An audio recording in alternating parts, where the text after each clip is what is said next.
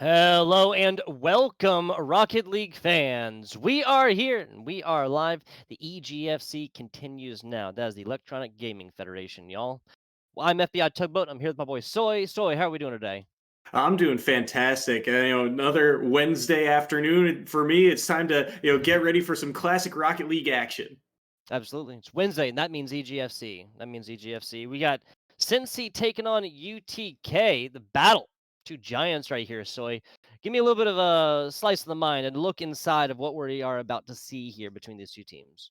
It should be a really fun matchup. These are two teams in that Eastern Conference that are really atop the standings, and both with high expectations. I think coming into this season, Cincinnati at 8-1 so far. They're only lost to a Big East UConn team that's always been one of the standouts here at the EGFC. And on the flip Oh, yeah. side, Tennessee at 7-2, also having a fantastic split. Yeah, fantastic split indeed. Those losses coming too. William and Mary, close one, 3-2 on that one. Seton Hall, Seton Hall did put them down 3-0 fashion, but only what, three losses between these two teams, 15 total wins. Since he loses this one, they'll drop to the same record as UTK, improving it to an 8-2. Let's see how this goes. Best of five starting in just a couple of seconds. These are not any new teams here within the EGFC by any means. Soy, like you mentioned, these are seasoned veterans of the Electronic Gaming Federation. Yeah, and the last time we saw Cincinnati here at EGFC, they made it to the Season 2 League Championship Finals, only dropping their sets to, I believe, RIT in the regular season and UTA in that grand final. On the flip side, Tennessee had a huge run of their own last year in the Eastern Conference, going through a lot of teams. But here, Cincinnati getting off on the right foot. It's D-Hacks off the backboard. D Hacks 9 seconds into this one. Pretty crazy. Pretty crazy. Might be, on the docket for a really high scoring game. I mean, at this rate. Right? The average is high. That much we do know. Hermes, Trimmy, and Mikey making up your UTK squad. There's the University of Tennessee at Knoxville. And on the flip side, you've got, I believe that's Barry, D-Hacks, and Frick, who have been kind of the standouts, or at least common players, week in and week out. The University of Cincinnati has gone through a couple of different lineup iterations, but it's been most commonly, I believe, these three, and they've been very good so far this season. A lot of their games, especially the wins, 3-0 sweeps, they are rare to drop a game, especially early on in the series. And then it's going to happen. Might happen here to another top-rated EGF team in Tennessee. There's D-Hacks the second. 3 shots attempted, 2 goals in. D-Hacks is on a roll. 57 seconds, 2 scores. You kidding? What an angle he finds here, too, to sneak this one inside the near post. And everyone on Tennessee, you don't often see this out of the Volunteers, but they're, very much so kind of turtled into their own half. You see everyone inside the goalie box there, not able to really press out and cut down those angles. And because of that, the Bearcats have a 2-0 lead. This back pass right here for Hermes, unfortunately, doesn't get a whole lot done. Barry across the middle. This is going to be Cincy facing an offense for the first time, really, in this matchup thus far. Best of 5, plenty of Rocket League to be played. Nice tap right there from Barry. Barry trying to get on the board like D-Hacks. Not going to happen so easily. Not quite yet. D-Hacks, though, to keep the pressure on. Mikey with a good flick over one. Frick doesn't find a touch here, but it is challenged back into the blue box, and D-Hacks gets demoed. Frick with a quick response to make sure that one gets out of harm's way and wins the challenge as well. And this is the first real pressure that Tennessee has been able to really apply, but look how quickly it gets transitioned the other way as that shot goes off the crossbar. It's cleared away. Fast as Frick, I believe as the saying goes. 2 minutes into this one, Frick on over D-Hacks. D-Hacks now down top bar. Doesn't quite get there. Takes off the backboard. Mikey sends this one screaming the other way. Barry now looking for a play off the backboard, but Hermes quick to the touch. D-Hacks now trying to move this ball in from the outside. Gets by one. Still kind of trapped in this corner. Barry with the tee up, but only Trimmy is there along the backboard. And now you can see, after giving up those 2 goals, Tennessee doing a lot better of a job of keeping pace here with Cincinnati and starting to find some chances. Maybe here D-Hacks has to quickly get up to this ball. He's still backtracking. That's a harsh kick out. Oh, wow. No one ready for that one. Mikey now swerving back, looking for Hermes on the short side. The save is made by Barry. It's just kind of surprising, I guess. That was about as open-ended of a situation you're going to see right here. Like you said, that kick out, rather dangerous. If you're a member of the Cincy squad here. Nobody there to receive it, though. And it's just kind of surprising because, like, immediately afterwards, you see a fantastic, really fast pass, like you were traveling on a train here, the University of Tennessee members. That's another solid shot right here. Dare I say it, is this a Tennessee squad that just didn't warm up before this game? Because this is the tale of two squads, right? About 2 minutes left in this. Past 2 minutes have been the actual Tennessee squad. First minute was some other trio. Yeah, I mean, sometimes that's been the case for Tennessee. I mean, last year, this was a squad that went 5-11 in the regular season, but then come playoff time for that postseason run, they started really heating up, taking down everybody, and they ended up in that conference grand final. And that got them to the postseason. As now Trimmy in an awkward spot has to dodge that ball away, and wow, okay. they'll be able to do so with 1:30 left. Yeah, that got out the really weird shot down across, but got past the offender plus a little bit more. Now we're back to a Tennessee defense until Hermes to Mikey. Mikey now from top rope shot, but that's just a little bit too right side. Trimmy now up backboard. No hit at all actually there for the Cincy members. Now approaching a minute remaining. D-Hacks looking for Frick, has him in the passing lane, but that shot wide of the intended target. Mikey gets a demo here, but everyone on the side of Tennessee backtracking. And with under a minute remaining now, it feels like the Volunteers, they're doing a decent job of getting this ball into the blue half, but it's about creating that high-quality chance once again. We got to sit down with this UTK squad in the last week as they were the winners. It's not Trimmy, well, Trimmy is the tag. Trimothy, please, for his formal name. Mikey trying to stretch this one out to the right side. D-Hacks now off the wall, realizing they had a lot of time to work with that one. Only 8 boosts to be spoken of, so couldn't quite come off the wall like Spider-Man like he wanted to. Short time here. Mikey's going to get cut off. Trimmy is now here for the flick, but D-Hacks to deny it. 10 seconds left, and this ball has got to find the blue half if you're Tennessee, but Trimmy with the clear. Does he find an extra touch here? It's still dangerous. Barry with a clear. Has an extra touch on it, but the demo is going to free up the space, and Cincinnati will work that ball to the ground. Yeah, it's just going to be a Cincy by 1, a relatively lower scoring game, even though 2 of these scores did come in that first 57 seconds, if my memory serves. Mikey with 1, Trimmy got that assist. Only 92 points total here for Hermes. No assists, no saves, no joy to be spoken of outside of the solo shot attempted there for the UTK Hermes member. See how this game continues to go. At this point, I think it's fair to predict that this is not going to be a 3-0 victory. Since he's a very, very good squad, they're facing another very, very good squad, this Tennessean Rocket League trio. Is reflected by this game going down to the lowest score difference possible without actually going in to the sudden death overtime, Soy. Yeah, I feel we've kind of seen, Cincinnati, they got off to a hot start as they kind of normally do, but Tennessee is kind of the flip side of that, where sometimes it takes a minute for them to settle into a series, kind of figure out what pace of play they can, afford to go at and still find success. It took a minute for them to, get out of their comfort zone and up their own pace of play, but now we'll have to see if they can continue to do so to try and get back into the series. Just to confirm, folks, yes, the rumors are true. Soy Sauce and I are just such consummate freaking professionals that we do have matching backgrounds here. Check that one back out in between these games. Looking at the first 20 seconds of this, if you're Tennessee, you're happy there's not 2 scores on the board already. Yeah, so far so good. And Trimmy now trying to find some offense for the Volunteers, but D-Hacks with a big clear there. And Mikey under some duress here. He's able to get by 1, though, off the whiff. And D-Hacks will stall out that first attempt.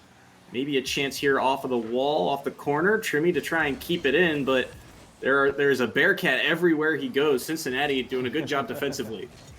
Bearcats everywhere you go. It sounds like a hiker's nightmare here, Soy.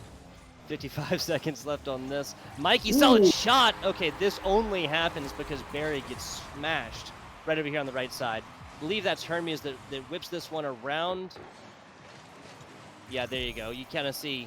Yeah, that's Hermes right there that just sends Barry to the corner, right? But nobody puts Barry in the corner. Hermes with the bump play there, and that's something you don't often see, I think, from this Tennessee team, is that they can be a more physical squad, but it just doesn't, arise all that often. And Cincinnati, unaware of that, gets called out in the moment. Frick with a good block there, and Mikey already on the ceiling, but he's going to opt to leave it for Trimmy. Doesn't find the touch, and Mikey's just going to have to quickly respond and get that one out of harm's way. Maybe racing to an open net, but just barely saved away. D-Hex doesn't find the touch, and now Cincinnati's defense a little scrambly, a little panicky here. A little scrambly, a little panicky, everything in between. Down by one, not a situation they have faced yet in this series, not a situation they face often. Like you said, they generally take their dubs, 3-0 victories. Shot over left side, Hermes, nice block. Trimmy trying to bring this one out from mid-pitch. There's a demo. Tell me if you sense a theme here if Tennessee scores. It's certainly something that Cincinnati's going to have to watch out for now, because it's really starting to open up the door, as Frick will get another big clear here. Barry going for the chase down there. You saw him instantly turn up the wall and then go back down to look for Hermes, but couldn't quite find him. And now Tennessee with the ball. Barry cutting that play off. Has a little bit of boost here, but Hermes just trying to stall this one out, keep the momentum slow here for the side of the Cincinnati offense. And because of that, these backboard passes are getting shut down time and time again. Just too much time for the defense to get back to the ball. Yeah, speaking of time on defense, Cincy has definitely learned the value of simply... Ooh, that was almost a kind of coordinated effort right there. Nice block. I believe that was Hermes, found a demo on the end. I think that Cincy's definitely losing the demo game. Now, obviously, the only score in this game came off the back of not a demo, but some still physical play. Mikey, feet to get back right here. 2:08 to go. Nice little stop, but D-Hacks might have it. Nicely done from Trimmy. There from the top, had to jump off the rope to get to it. Yeah, and he had to get there so quickly. I think he had gone for the corner boost. Look at this air dribble bump from Mikey, and D-Hacks gets back in time to make that save. Boy, everybody going for the physical plays now for the side of Tennessee, and it is opening up the opportunities, but Hermes is going to be able to get the block, and they'll be able to clear that one away. 100 seconds left in this Game 2 competition. 100 seconds left, if no scores. From a tie ball game as well. Tennessee can hold on to this one. D-Hacks, right side, flip and turn into this one. Something that started off super fancy, ends out just about as basic as you can get, and that was easily read out right there. Perhaps, I see like really fancy plays sometimes, and I just kind of wonder, like, wouldn't just a very simple pass to a teammate be better? Yeah, I mean, it's one part, finding the space, but Cincinnati has often been a team about finding passing lanes, and so far those passing lanes have just been cut off. But for the side of Tennessee, it feels like the fact that they've got two players constantly down the field, you'd think Cincinnati would be able to land some counterattacks, but Tennessee has really done a good job of upping their pace and not allowing that backdoor opportunity. Now the other way around, Tennessee should be very, very glad this was not a faster traveling ball after some teammate on teammates hit, and then Trimmy doubling down on that to try and get to a ball and failing. Hermes top rope inside, and that's going to be the insurance goal. Dial up Geico, State Farm, whatever you want here, soy sauce. That's 2 now, the insurance goal. The infield pass and no physicality needed in that sequence. They find Hermes in transition, and Hermes tacks on another goal, and Hermes is having a fantastic split. He's actually the leading goal scorer on this Tennessee squad. I believe that's goal number 28 of the season for him. Ooh, Barry, almost a fine one right there to bring this one down to a score difference of 1. That's exactly what Cincy needs, and good positioning, good read, good defensive play, just pure luck. Who cares? It's 2-0 right now with 10 seconds to go. Ooh, another harsh angle here. Tennessee just not letting their foot off the gas pedal. As Cincinnati, they're going to run out of time here in game number 2, and we are going to have a tied series at 1 apiece as that ball touches the ground. And Tennessee actually forcing the shutout as well of Cincy. You want to pour through the record books and find out the last time that one happened, Soy? Because I don't. It'd be a long, long time ago, I can tell you that much. And what's interesting here is that I think Tennessee, you can see if you look at the shot totals, even across the board, really. But Tennessee is an interestingly, I'm looking for a better word because they're a well-rounded team. It's a team that the scoring is pretty evenly distributed. Hermes is the leading scorer, but not all by that much. Assists, they're pretty even across the board. Saves are pretty even across the board. But you still get games like this where Hermes and Mikey are constantly, pushing the pace, putting on pressure, and yet it's Trimmy who's in the back line making plays and suddenly setting up plays. I think he was the guy who got the bump in the opener for that opening goal here in game number 2. So it's interesting how you can kind of slot any one of these players into any kind of role and still have success. 100%. A well-rounded Rocket League team is 3 different players that are comfortable in all sorts of offensive and defensive situations. If there's like a minor edge, the tiniest, smallest of edges that I would give, it would be for Tennessee because Cincy has D-hack so frequently in that offensive position. Not the fastest goal, but definitely the quickest, the least amount of time from start to goal at 6 seconds now. Kind of an oddball play there off of kickoff. It's a 2-on-1, but no one with really any boost to make a play on that ball. That's why the shot comes in so slowly. In fact, I think he needed to get the challenge in front, or at least knew he had to out-muscle that last defender in order to sink that shot. Wow, that one's dangerous. What a save by Barry. That kick down was so harsh, and he still was able to keep track of it. And Tennessee somehow don't have a 2-goal lead. Yeah, right. Rocket League would be a quantifiably different game but would be maybe a more fun game if balls could cause demos if they hit you like broadside and not like on the front or something. I think we would have seen a very rare ball demo from that one. Crazy stuff. Just ping pong action down bottom. Barely managing to keep that one out. Trimmy. The speed of that shot too was very impressive, and like you said, Trimmy moving up here with Mikey, but unable to find anything. And now Cincinnati a chance to counterattack. They found a lot of success in that back in season 2, but so far not nearly as much in this series. It's entirely fair. Trimmy top rope. It's just fun to say, really. That's a pretty good angle. Mikey realizes that and cuts that out, kind of nips that one in the bud. Big boost to be had right now as Mikey beats feet back. Barry to the middle. Simpler shot right there. And Hermes gets the epic save. Maybe not that epic of a save. Still a good save regardless. Keeps this game alive in the lead, for Tennessee. And again, Cincinnati, they get another kind of booming clear there, and there's already a player for the side of the Volunteers back and ready to receive it. Just always a member ready to respond. Mikey with a diving save there to keep that one out of the net and keep the Volunteers in the lead. Mikey looking for another demo. He found it. D-Hax now has to play this, but he's got no boost. Picked up a pad, but will only do so much here. And Trimmy, unable to get that ball out of the corner, means Barry gets this ball to safety. I love just how much D-Hax can do without much boost. We just saw it right there. Another double tap, and Mikey yet again. Dude, Mikey just has the number right here, man. Crazy stuff. Oh my god. That's like 3 sideboard hits, maybe a backboard in there as well. Nothing going through on the Tennessee side. They're only scoring goals the past, what is that, like 7 minutes of gameplay? Both scores from Cincy was in the first minute or so of game 1. Believe so we're going on. Yeah, that time checks out as Frick will try and get the offense going once more, but Cincinnati just unable to kind of get consistent pressure here in this game. They get this ball down in the orange half a couple times, but it's a lot of kind of one and done, especially when it comes to those counterattack plays. And Tennessee's defense just ready for what the Bearcats have brought to the table so far. And one of the biggest things is that Cincinnati just unable to find these kind of open pockets. Maybe a chance here, but look at that. Trimmy already on the backboard shutting that play down. Yeah, like literally planting there already, waiting for ball to come in. Obviously, you can't hang out too long right there, but these players know how to get it done. Once again, Mikey, man, doesn't get a save for it. I believe that trajectory was true, Soy. It's a little bit of robbery in the form of points, but like you just said earlier, and we'll touch on this one again after this game is over, but it's the things that the Rocket League game cannot attribute to points. The physical play from that other game. Oh, nice tip, but DHax yet again just a little bit too high.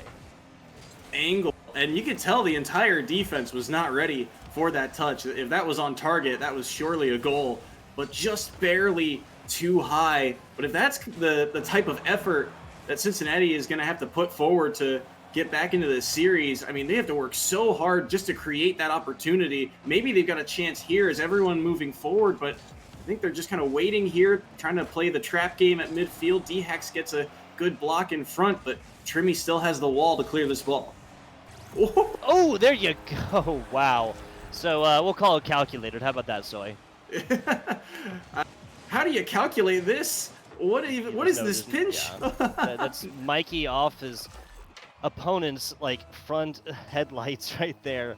41 seconds to go. This is the same situation since he was in last game. Was not able to find even one that last 45, 60 seconds or so. Still got plenty of time. Still some life left here. But every time this ball goes up, huge cut like that, 4 or 5 seconds or so cut off this block.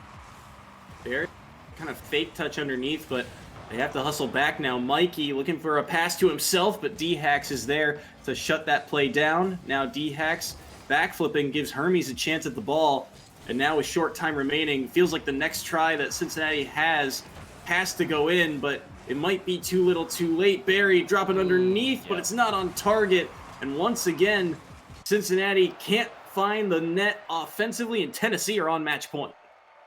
Okay. Got another one here for you, Soy. I challenge anybody to go back to the record books and see the last time that Cincy not only got beat twice in a row, but lost these games in shutout form. 0 goals scored. And then I'll give you another one after that. 14 minutes since the Cincy goal. First 2 goals came in the first 57 seconds of game number 1. It has been an absolute drought out here since then, Soy.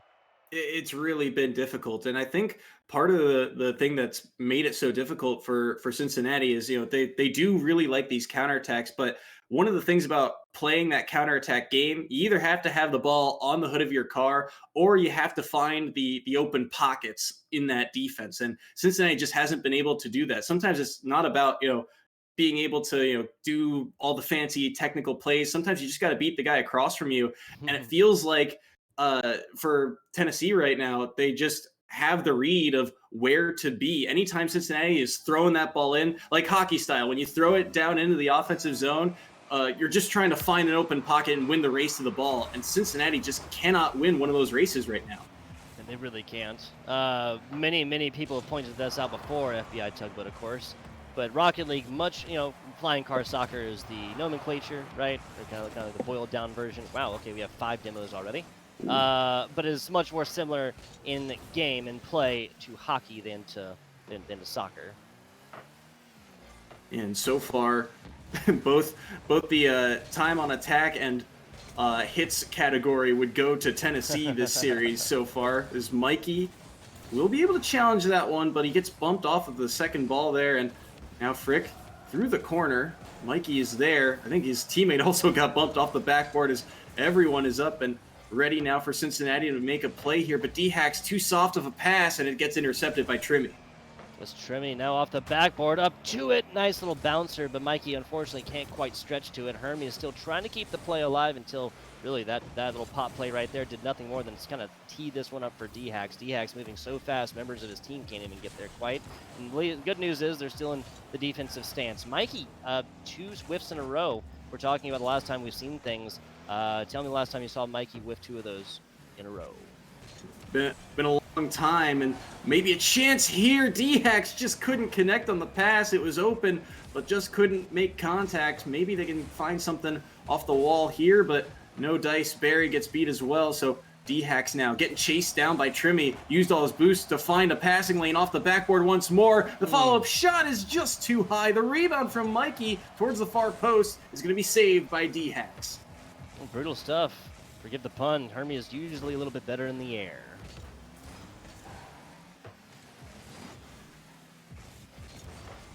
And another odd kick out there off the corner. It's a couple times that Tennessee's been called out like that, but they're going to find one here off of the corner. The other way, it's Hermes might have heard your joke and said, okay, well, I got one for you here. How about this shot? Nicely done. DTK taking the lead yet again right here. 2 minutes in, so this one happening like a lot later than the earlier goals have happened, or goals have happened in earlier games, excuse me. But UTK, Volunteers right here, is playing like they are on match point, and they are. Or playing like they're about to win match point, excuse me. 2:50 on the clock. Cincinnati, they need something here, and they need it now, it feels like. Frick with a decent chip shot, going to be denied, and now Trimmy will be able to move this ball. Good play off of the wall once more. D-Hacks kicking it forward. Hermes now up for it, looking for a backboard double tap. Had the angle, but Barry, what a huge save. Huge save indeed. Taking a look. 14 into 16 minutes now. No scores on boards. Not for lack of trying, but no scores on boards here for the Cincy squad. Back on over to it. Frick puts this off the nose right here. D-Hacks intercepting this one as it was about to pass mid-pitch. That's another solid hit, but that's a nasty pinch. Mikey getting up to kiss this one in. Can't quite escort it until the end. Mikey up. Once again, 4th shot attempted in this game. Number 4. First one to actually hit payload. Look at the double tap. It's perfect. Just barely out of reach of the defender there. And Mikey with the control in the air to follow up. Beautiful double tap to make it a 2-goal game. Wow, yeah, this has been the situation that Tennessee has found themselves in multiple times across these last 3 games. Cincy, unfortunately, as well. Yeah, if Tennessee wins, the first question these casters are going to be asking are what exactly was it that they did to shut down this offense, because you're 90 seconds away. Yet again, no Cincy scores. Hermes, right side. Hermes now dribbling this one out. D-Hacks gets a weird hit off of this one. Just Trimley back to the middle. Frick almost gets teed up with, or gets teed up for, excuse me. Remember this Tennessee squad able to get there. Barry, solid hit, solid clear right side, and UTK is going to give him the distance. Barry, nice hit across, but Trimmy picks this one up across mid-pitch, and now has a lot of boost to pay the bills right here. That is so close! Again, a top bar, Soy. How does that one not find the back of the net? Now with a minute remaining, they might have one here. Trimmy with another huge save, and he'll be able to clear that ball as well. Is this an open net for him? Yes, it is. Walk it in. 3-0 Tennessee. Wow, so it took us till game 4, but now we have our largest score difference thus far. Game 1, a 2-1 victory for Cincy. A pair of 0-2s for Tennessee across game 2 and 3. And now staring down the barrel of the triple threat, the 1-2-3 here with just outside 60 seconds left. Oh, and no. Then oh, no. Kickoff. It's going to be Trimmy once again. And where did Cincinnati go? Man, oh, man. Yeah, just picking up boost. Classic mistake right here. D-Hacks hits right, big boost. Frick hits left. And member in the middle can't quite get a solid hit on this. If you're hearing some knocking, that might be the nails in the coffin here, Soy.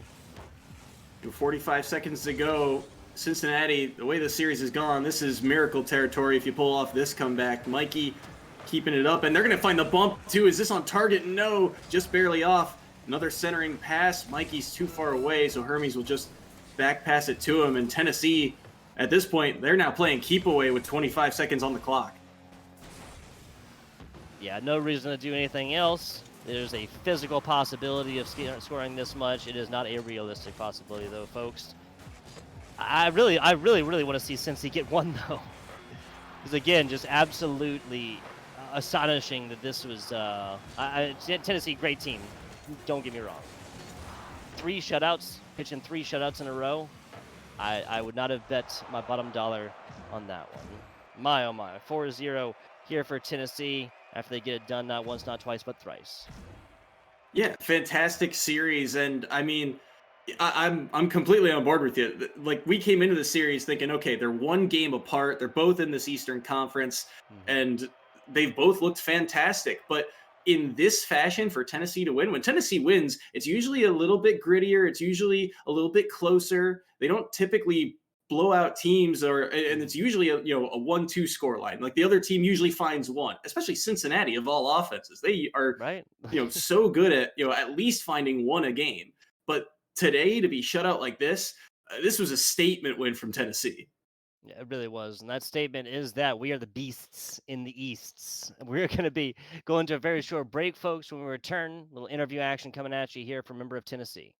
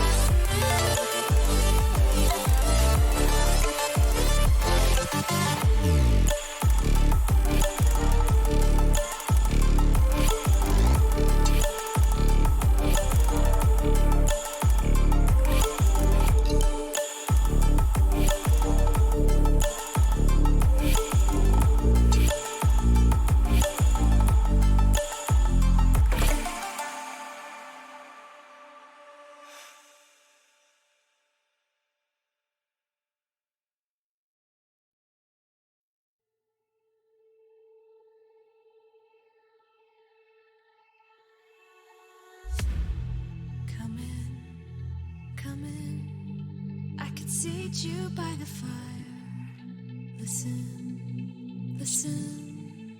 There's something I must confide. I know I said that it'd be fine. I know I made it look like it'd be alright, but I think I learned my lesson, and I'm not gonna let you out of my sight. You can call me killer, 'cause I'll bring you to the light, and it might taste bitter when you're answering to God. You can call me killer as you look into my eyes. Nothing but a sinner. You won't get away this time. You won't get away this time. You won't get away this time. You won't get away.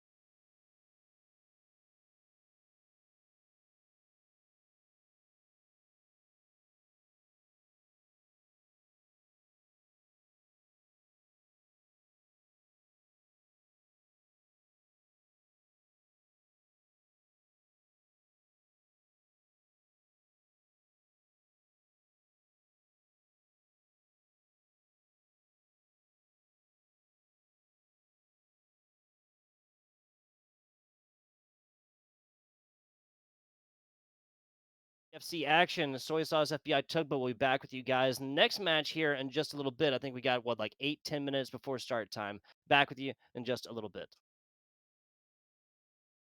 He pulls you straight down. Earth from a bird's eye view. You should grow feathers and see this too. When you want to get off the darkest ground, but gravity pulls you straight down.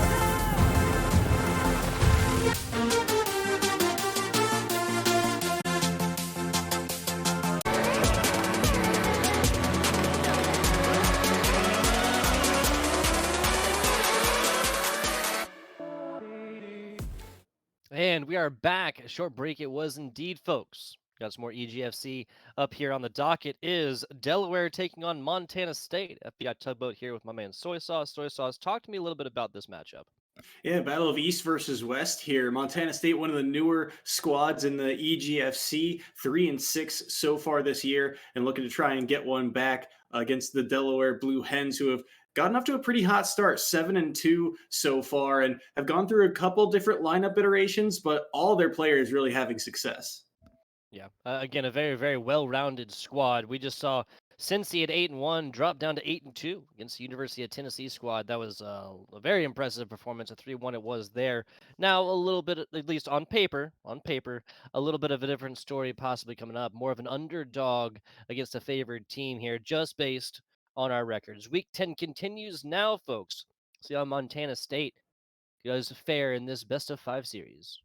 Yeah, Montana State's certainly going to have their hands full. I mean, Delaware has been one of the kind of staple names here at EGFC, been here all 4 years, and feels like every year they're one of the top teams, kings of the regular season, and have come pretty close to finishing, in the top two. Actually, last year I think they were actually in the league final, the league championship match. Dropped that series 4-2 to Seton Hall, but still a very talented squad. And Montana State certainly knows that they're going to be up against it here, and they're going to have to come out hot in order to keep pace with the Blue Hens. Yeah, that's entirely fair. And yes, the Blue Hens always flying high within the EGFC every semester they've been in so far. Lineups do change. Results frequently do not, though. Odds puts this up. Ham, swing away at that one. Struck and teammate. Going to be able to try and get this one out. That's Hawkeye there. Now getting into the offensive stance for Montana State. Yeah, a couple of substitutes for the side of Montana State. Hawkeye, one of the players that we don't frequently see. Hawkeye Danderson there, as you see on our cameras. He's going to get bumped by Odds. Struck. Not going to find a touch, and Ham will bail him out for the moment. But Stellar now trying to make a play on this air dribble. Gets over top of one, but nowhere near the target, and Struck will just chip that ball out as far as he can, but Delaware doing a good job of being in the right place at the right time. Open net, crossbar down, rebound shot from Stellar is put home, and Delaware is the first to strike in the series. Seems like Delaware had every single member get a hand onto this ball. Odds, a little bit of fakey action down bottom. That does pull Struck out just a little bit. Ends out in a goal. 1 minute and 16 seconds into this. The Blue Hens strike first. Stellar having a fantastic season so far, but maybe off of kickoff they're going to get one back. Ham entering the upper third there with a great kind of line drive of a shot here to get that one in the upper third. Any higher, that might have been blocked out, but that's about as good as it gets. University of Delaware enjoys a lead for 4 seconds. All of 4 seconds, and maybe they get another one back here. Hawkeye's on an air dribble attempt. He might have a double tap. It's just barely wide. Didn't make contact with it, but he had that short side angle. And Montana State, the Bobcats, certainly with some dangerous chances here early in this first game. Yeah, and just the simple fact that they're able to purchase these chances seemingly out of thin air really tells me that Montana State came to play, even if they have some subs on the squad, right? Ooh, Scooter right there. Nicely done. Rolls that one on in. Subs, Soy? Yeah, Hawkeye being one of the subs, but we have seen Ham and Struck make more frequent appearances, but their captain really pros out this week. And Hawkeye hasn't seen too much time on the field, but for the games that he's played so far, 4 goals and 4 saves in the series or 2 that he's been in for the side of the Montana State Bobcats. But he's certainly going to have to step up in this series if the Bobcats are going to stand a chance, as so far still within 1, but these are some dangerous chances now that Delaware is getting. That was that Montana State double commit as well. Struck out to Hawkeye. Hawkeye down bottom as Odds meets them there. That's a little bouncing play that's not going to be on point. Still plays it regardless. Ham does. Another double commit offensively now. Montana State University doubling up here. Sometimes they only need 1. A little bit of panic, I think. You know, both players kind of seeing the line and going for it. They got to communicate here. 2-on-2 may be the other way, as Delaware can't find the touch. Struck and be able to get underneath 1, but Stellar wins the race to that ball, and now it's once again in the corner. Stellar got plenty of boost, though, to go for this air dribble. Ham quick to the play to stuff that one out. Hawkeye doesn't find a touch at midfield, and so Scooter will just dump it right back in, and Delaware will continue to chase after this ball. But now you're starting to see Montana State find some kind of east-south passing lanes. Yeah, it's all about the directional right here. That's another shot. Hawkeye hand is forced right here. Forcing the hand of defender, never a bad thing. You got to reposition afterwards. Well, 100 seconds left and a 1-score difference here for the Blue Hens. Struck easily, block right here. Now tries to bring this one out. Scooter keeps this offensive drive alive as Ham comes up and mostly whiffs at that one. Stellar across the middle. Ham, perfect position to keep this ball going on into that safety right side, left corner, excuse me. First shot from Stellar, just wide, but this is so much kind of offensive time of possession for the side of Delaware. You saw everyone from Montana State was inside that orange box for so long, just caught chasing the ball, chasing the play, and Stellar now trying to find a pass off the wall for Scooter, but too many bodies in front, and now it goes the other way. Odds to chip that one to safety. Struck, back passing it for Hawkeye. Harsh kick out there. Ham, the pinch down is wide of the net. But now with kind of short time remaining here, just over 40 seconds, Delaware once again with offensive possession. We called it the insurance goal earlier because, in case you just need a Rocket League, till that ball hits the ground at 000s, this still can be played. So this lead can be undone here for the Montana State side. Almost. Oh, man. That's got to be heartbreaking here, Soy.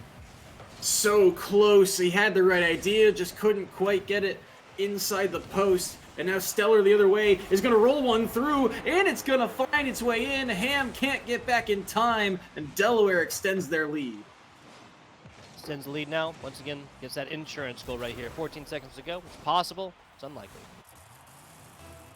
You're in miracle territory for sure. 14 seconds. We did see a kickoff goal come through earlier, and maybe one here. Ham's touch goes to the corner, though.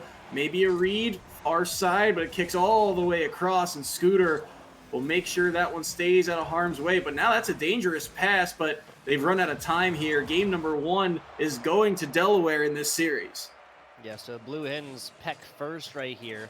Stellar, Odds, and Scooter get this one done. Just really, really kind of slow and methodical Rocket League, honestly. Especially if we look at these shots on, like, Delaware definitely had time of possession advantage here, but 6 total shots, 3 from Stellar, 1 Odds, 2 Scooter, and then still everybody on Montana State as well getting a hand, and then it's the offensive attempts.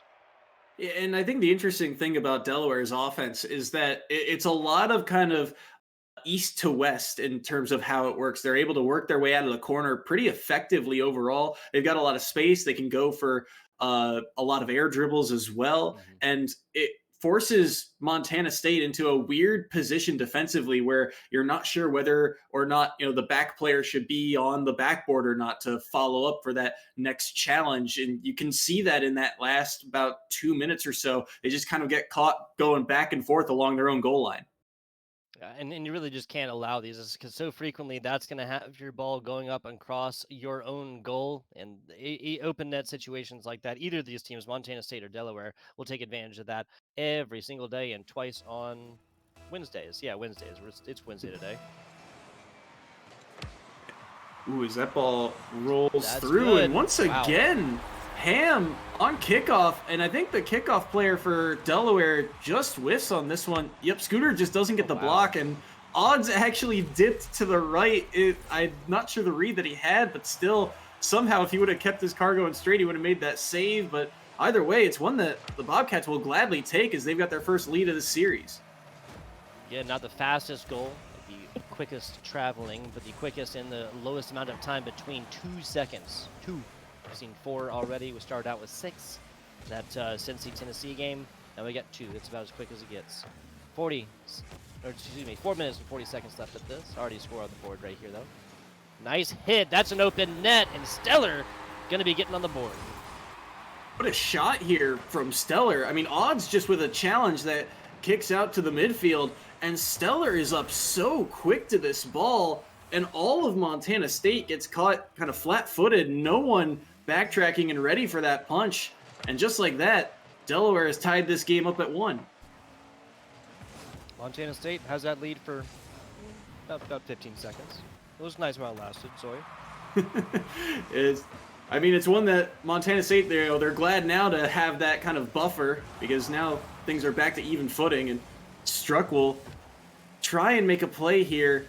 But again, it feels very awkward for Montana State to try and push forward. That being said, dangerous ball off the backboard there. Defense ready for it this time around. Passing lane, maybe Struck able to push that ball to safety once more. Maybe off the wall here, has a chance, but Odds making a smart play there, getting that ball back to midfield. Scooter, another solid block, and Stellar with the catch underneath. Struck with a harsh challenge, but the demo is going to free up some space and give Montana State possession. Stellar now back. Did they get left spawn or right spawn? They get right, and that is perfect money right there. Perfect timing right there for Stellar. Comes back a little bit of boost. And perhaps one of those situations where, taking a demo is sometimes not ideal. Basically reposition them back a little bit faster. That's a little bit off to the outside, and no advantage continues. But Struck missed the boost in the corner, and that meant Stellar had a chance at the ball. Scooter's going to keep this one at the midfield for now. Hawkeye loses it to Odds. Maybe a chance off the ceiling. The rebound is going to kick out for Scooter, and it's off the crossbar once again. Just barely off target with a couple of these chances. Wow, 2 minutes into this game right here. Still tied up, Struck from the top rope. Odds reads this perfectly and sends it flying the other way. No source of danger here. Stellar, oh man! Almost a perfect tap off the top car, or front car part of his car. That angle was insane and it's so dangerous. You got to feel the pressure right now if you're Montana State, but they nearly find one in transition. That infield pass was clean, but not quite enough to get that one done. Ham centering ball, but Hawkeye is lone member back. Can't afford to go for it. Stellar gets a demo, and Odds is going to win the race to this next ball. Wins the challenge in the corner as well. Stellar with some space, a little bit of boost, gets over one. Bump comes through. Wow. What a flip reset that was, and Stellar with a highlight reel goal to give Delaware the lead. Yeah, insane. Comes off right here. There's the reset. There's the second tap. Third tap, fourth tap, something like that. Stellar, it is their world. More just momentarily renting space in it. So a 2-1 victory, or 2-1 lead, excuse me. Not victory quite yet for the side of Delaware. Still plenty of time for Montana State to battle back, but when you get a goal like that, that's just such a huge momentum builder for the side of Delaware. They might have a pass here. Stellar was there. Couldn't get that one on target. Scooter trying to get this one back to the mid, but Hawkeye going to be able to deny that one. Ham looking for Struck. Scooter is there once more. And look at Delaware now finding these passing lanes. Maybe a chance here. Going for the musty, but not enough on it to make a play. Odds now going for the double tap, wide angle shot, and what a snipe from Stellar off the post and in. That's going to be the hat trick. Someone grab him a cap. Odds puts this perfectly across this kind of sideboard action. That comes inside, kind of kisses the side post on its way in, and side post decides, yeah, you're good. You go ahead. Go on inside. Go on inside. Just able to tuck that one in, and maybe Odds with a chance here to keep this one to, or kick this one to safety. Doesn't pick up the corner boost though. Scooter will be able to move that ball forward, but Stellar's had a fantastic year so far, and he might have another one. Scooter just going to barely be denied by Ham. Odds now chipping this ball back into the orange half, and when you're for the side of Montana State, when you're hemmed into your own half like this, you just need something to break through here. You almost found a counterattack earlier in the game, but it feels like Delaware, their players have really kind of gotten their feet wet in this series now, and they have a very good read on what Montana State wants to do. I think a lot of this boils down to the time of possession as well. We'll check out that attempted shots on, but I am 90% certain that Montana State University is nowhere near the same 6-5 scoreline when it came to the attempted shots they enjoyed in game number 1. Same scoreline as of right now. Delaware took that one by a score difference of 2. Still plenty of time for Montana State to get one, push it back to the one difference tiebreaker. Passing off the wall there, very kind of cheeky. The Stellar is going to pinch that one just to make it, ensure that it's not in a dangerous spot.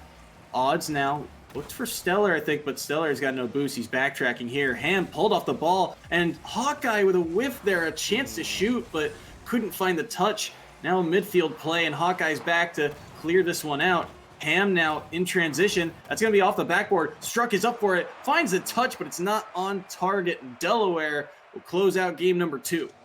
Yeah, ends out with something attractive right across the front of this goal, but no joy on that one. Wow, yeah. Even Scooter, the lowest scoring player on the side of Delaware, has the same amount of attempted shots total that Montana State University put up in this game number 2. Wow. Hawkeye still coming in with two saves right there. Ham coming in with 3 right there, but especially given that there's only 2 total saves on the side of Delaware anyway.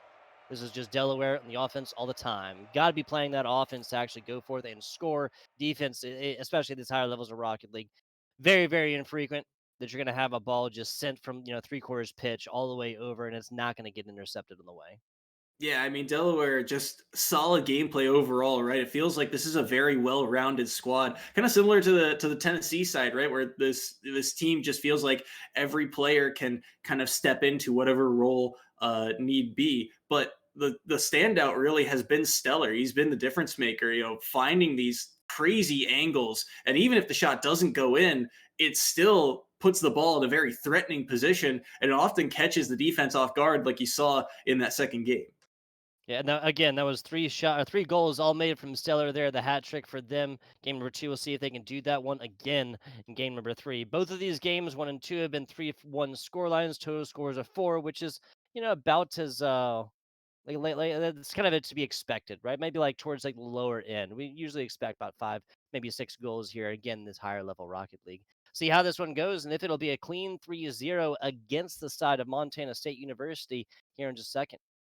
In Montana State, a team that has often been, or at least so far in their season here in EGFC, a lot of their games it's either been sweep or get swept, right? 3-0 wins and 3-0 losses has kind of been the name of their game. So it'll be interesting to see if they can find a way to push Delaware here to game number 4. But when we talk about teams that, like Delaware, kind of own the time of possession and find just ways to continue to pepper the net, for the side of Montana State, it means that you have to make those 1 or 2 chances that you get count. You got to be able to score on the 2 or 3 shots that you have, because if you don't, then Delaware is going to be able to, find more opportunities and just continue to pepper away at that net.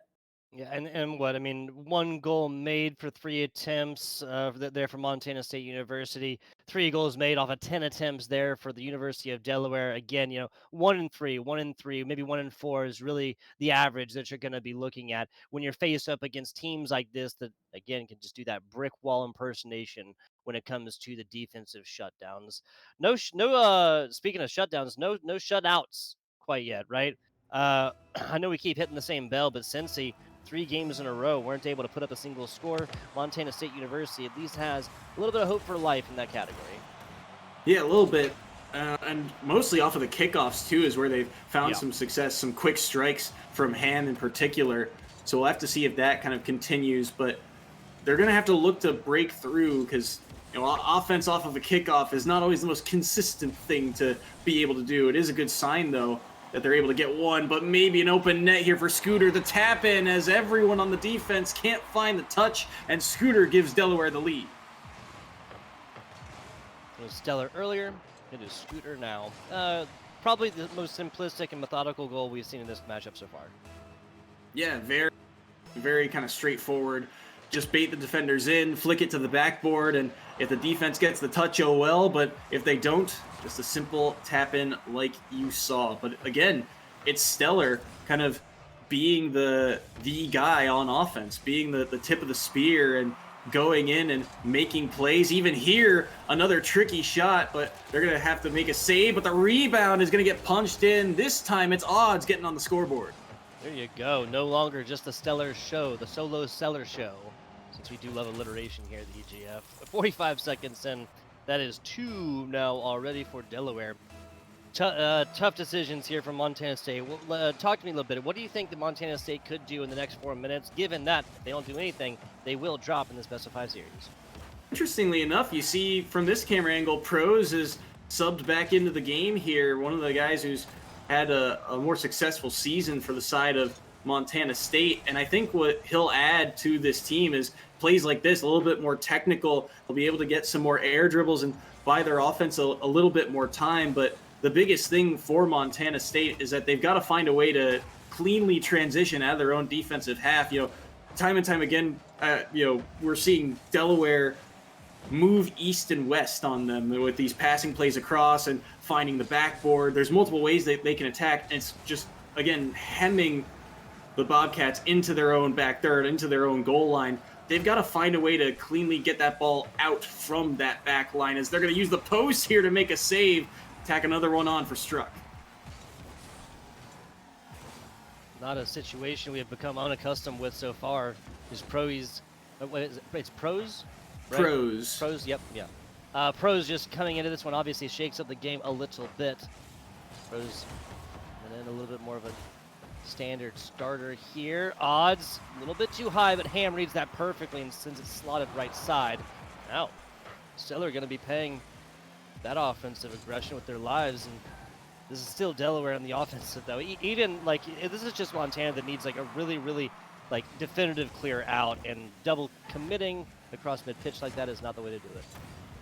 Maybe the downside of coming into a series late, you both kind of see that line and go, and that communication, it can be a little bit distraught when you're just entering and you're just kind of warming up to the pace of play that Delaware can bring to the table. No touch at midfield is going to leave a ball here for Struck. Maybe a chance at a double tap. You see Pros up as well. Ham on the follow-up shot. Crossbar down. Is it in? Yes, it is. And Ham finds another one this series and cuts the lead in half. Nicely done. Ham's going to find this one off the top bar a little bit, and then just give him a little excitement, right? It's partially eclipsed here. It's partially eclipsed. You could get to it. Oh, nope, too late. 2-12 up top as we look at a score difference of 1. Pros winning this kickoff here. Perhaps that's exactly what this Montana State University squad needed. Pros with already, I think, 3 saves. Something along those lines, yeah. They're going to find another good clear here. Struck, able to keep that one in the blue half. Ham unable to find a touch, though. And now you're seeing a lot more kind of stretching of the field here from Delaware, trying to kind of force the play that they were able to get earlier in terms of being able to put positionally Montana State back into their own kind of back third. But that's another huge clear from Odds. Pros with a fast touch there. That's going to harshly kick out. Scooter with a chance. He had a pre-jump for that one, but the shot is denied, and that pinch will get this ball back out to the midfield.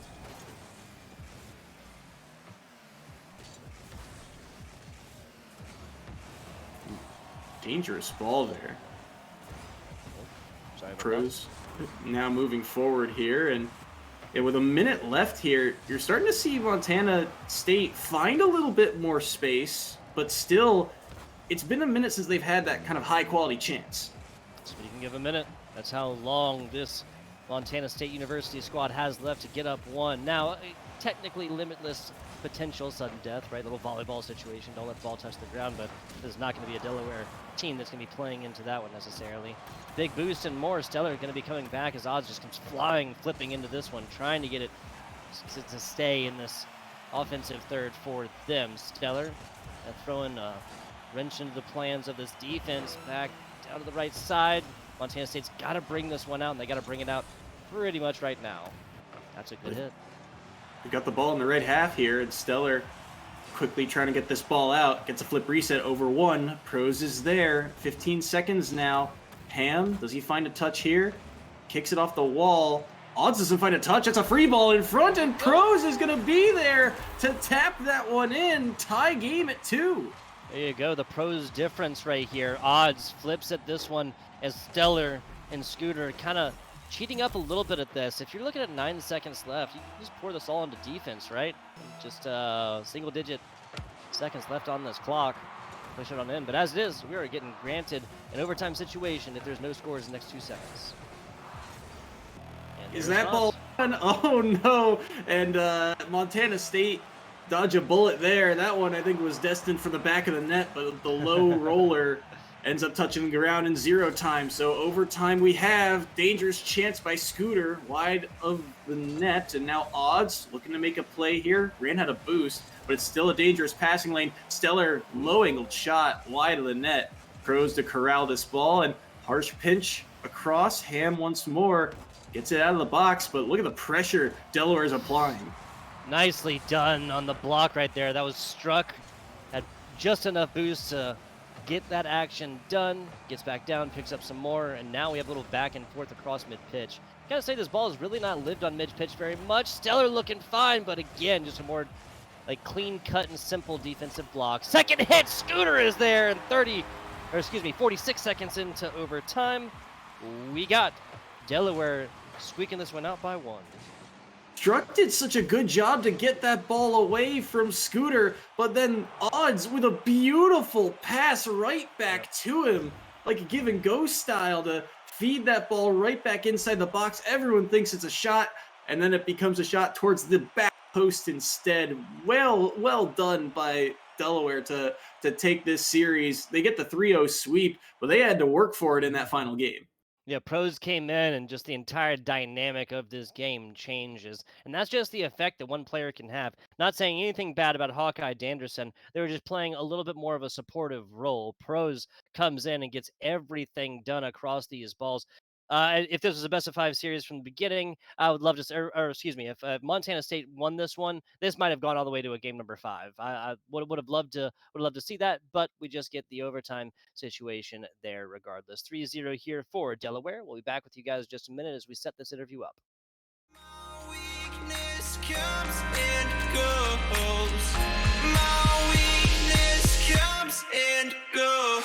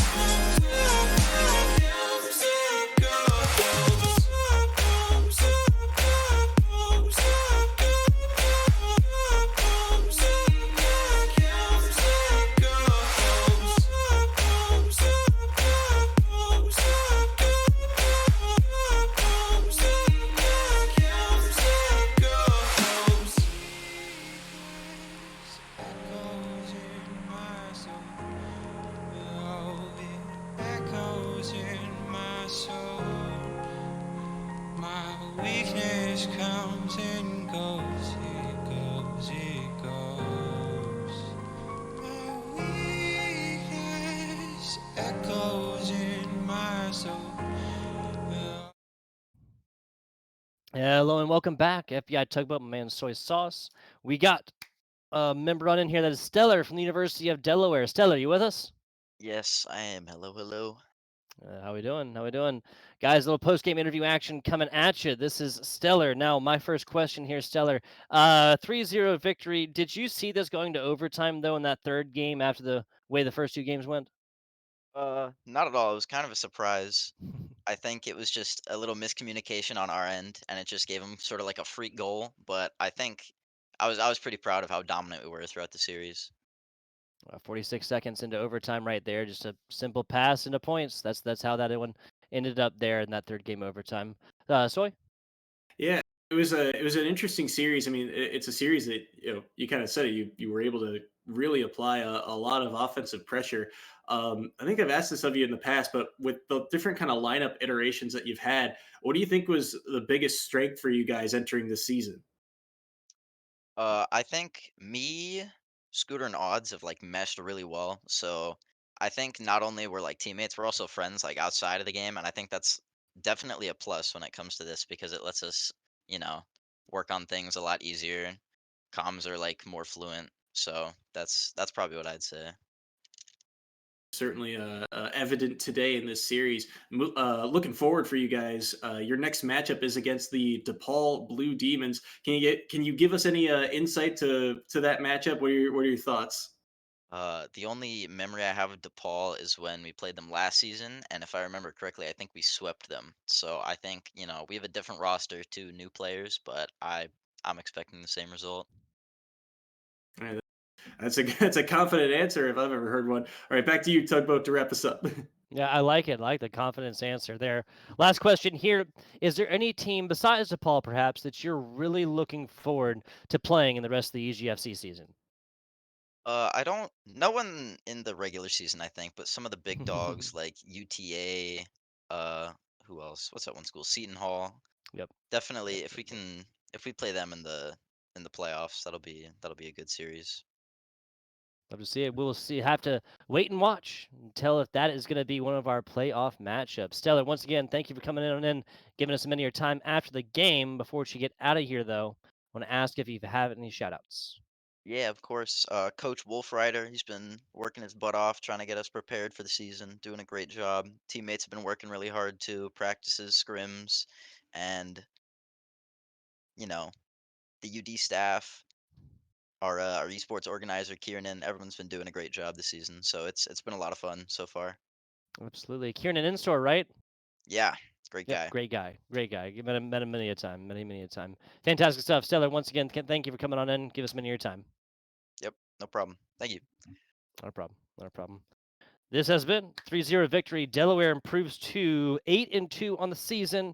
Montana State unfortunately drops 3-7 within the season. That's last semester into this semester, folks. FBI Tugboat, Soy Sauce. You got anything else for the good people before we go to a very short break to get our third matchup of I think 6 on broadcast today set up?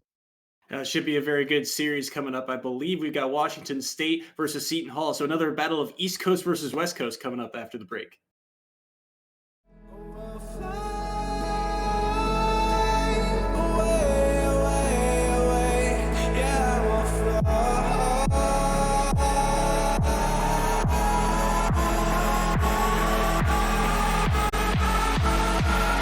Gonna leave, I'ma let you go.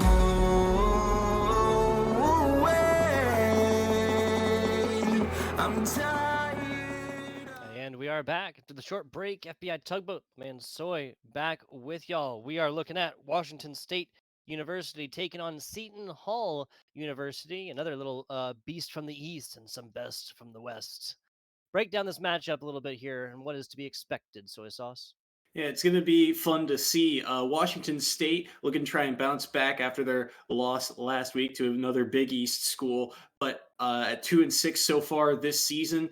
We'll have to see how they can fare against the defending league champion Seton Hall. So far, 8-1 on the regular season, and that one loss that they had was to UTA back in the fall split.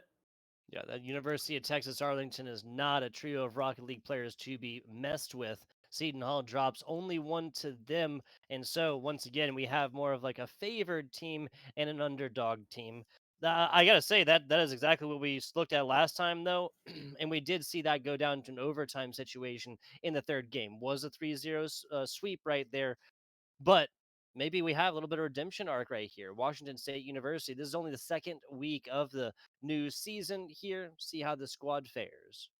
Yeah, and it's going to be interesting to see. I mean, Washington State, a newer squad to the EGFC, joined at the beginning of the fall split, but it's interesting to see some of these players really kind of grow and adapt a different style. Because Washington State coming into this year, we didn't really know much about them. Now we see these players like Fitz, who are really getting up there in terms of the stats. I mean, they're, I believe, leading the league right now in overall in saves, and they're a player that's very kind of technical. They realize, hey, this is a team that, the way Washington State plays Hmm. often gets a lot of shots against, so they're going to be kind of the counterattack team. And he's been that guy who is constantly kind of moving the ball forward, realizing, hey, if I'm only going to get one or two shots a game, I better make them count. And he's been doing so far. Yeah, that as close to 100% efficiency as you can get. Any opportunity for scoring, Washington State will definitely use right here. Like we said earlier, the same fact of Rocket League holds true. You play defense the entire game. It is very infrequent that you're going to get a goal in from your other side at any point of a higher level Rocket League game. We'll see how that one kind of fares in here as we look at Seton Hall. They lose this. That'll be a large upset and the second loss in the season. Washington State looking to take a W right here and improve to that 3-6 record. It's going to be a difficult task to say the least. I mean, Seton Hall, I mean, they're 8-1 for a reason. A lot of these players have really stepped up in big ways. And what's interesting, too, is that we're seeing more and more depth of this lineup really come out. Jimbo in particular, a name that we saw last split, graduate. So they're going to need someone to fill his shoes. And, possibly players like Froze and Tone stepping up in the scene here. We've seen a couple of other players as well kind of make their mark. But Stokely in particular, always a threat on this stage, a professional in his own right, and certainly one of the names to watch as we get into this series. Absolutely. Looking at Washington State, that is Windexus, Fitz, and Baylight. Taking a look, Seton Hall, that is Froze, Tone, and Stokely. Soy just told you guys. Back to the middle right here. Tone, left side, hit over. That's going to be decently centered, but nobody on the side of Seton Hall to pick this one up. And Stokely now a chance here, and he's going to tap in the first one. The control there through the outside of the boxes just picks this one up, but Baylight can't get the touch, and Stokely, the nice tap past Windexus to get the first goal of this series. Yeah, 24 seconds into this one, Seton Hall strikes first. Back to the middle we go. Windexus wins that one off the rip, but just like that, Baylight's going to be punished for the aggression here. Fitz sending them back to respawn for just a couple of seconds. Windexus now back, getting over the top right here. Stokely almost gets this, but Fitz going to be able to get the defensive clear for just a couple of seconds. Now down bottom, Windexus left side. Stokely jumps up to meet this one and does. Now a solid hit right here. That's across the middle. And teammate, I believe that was Tone, almost getting the last little tappy tap in for the second goal.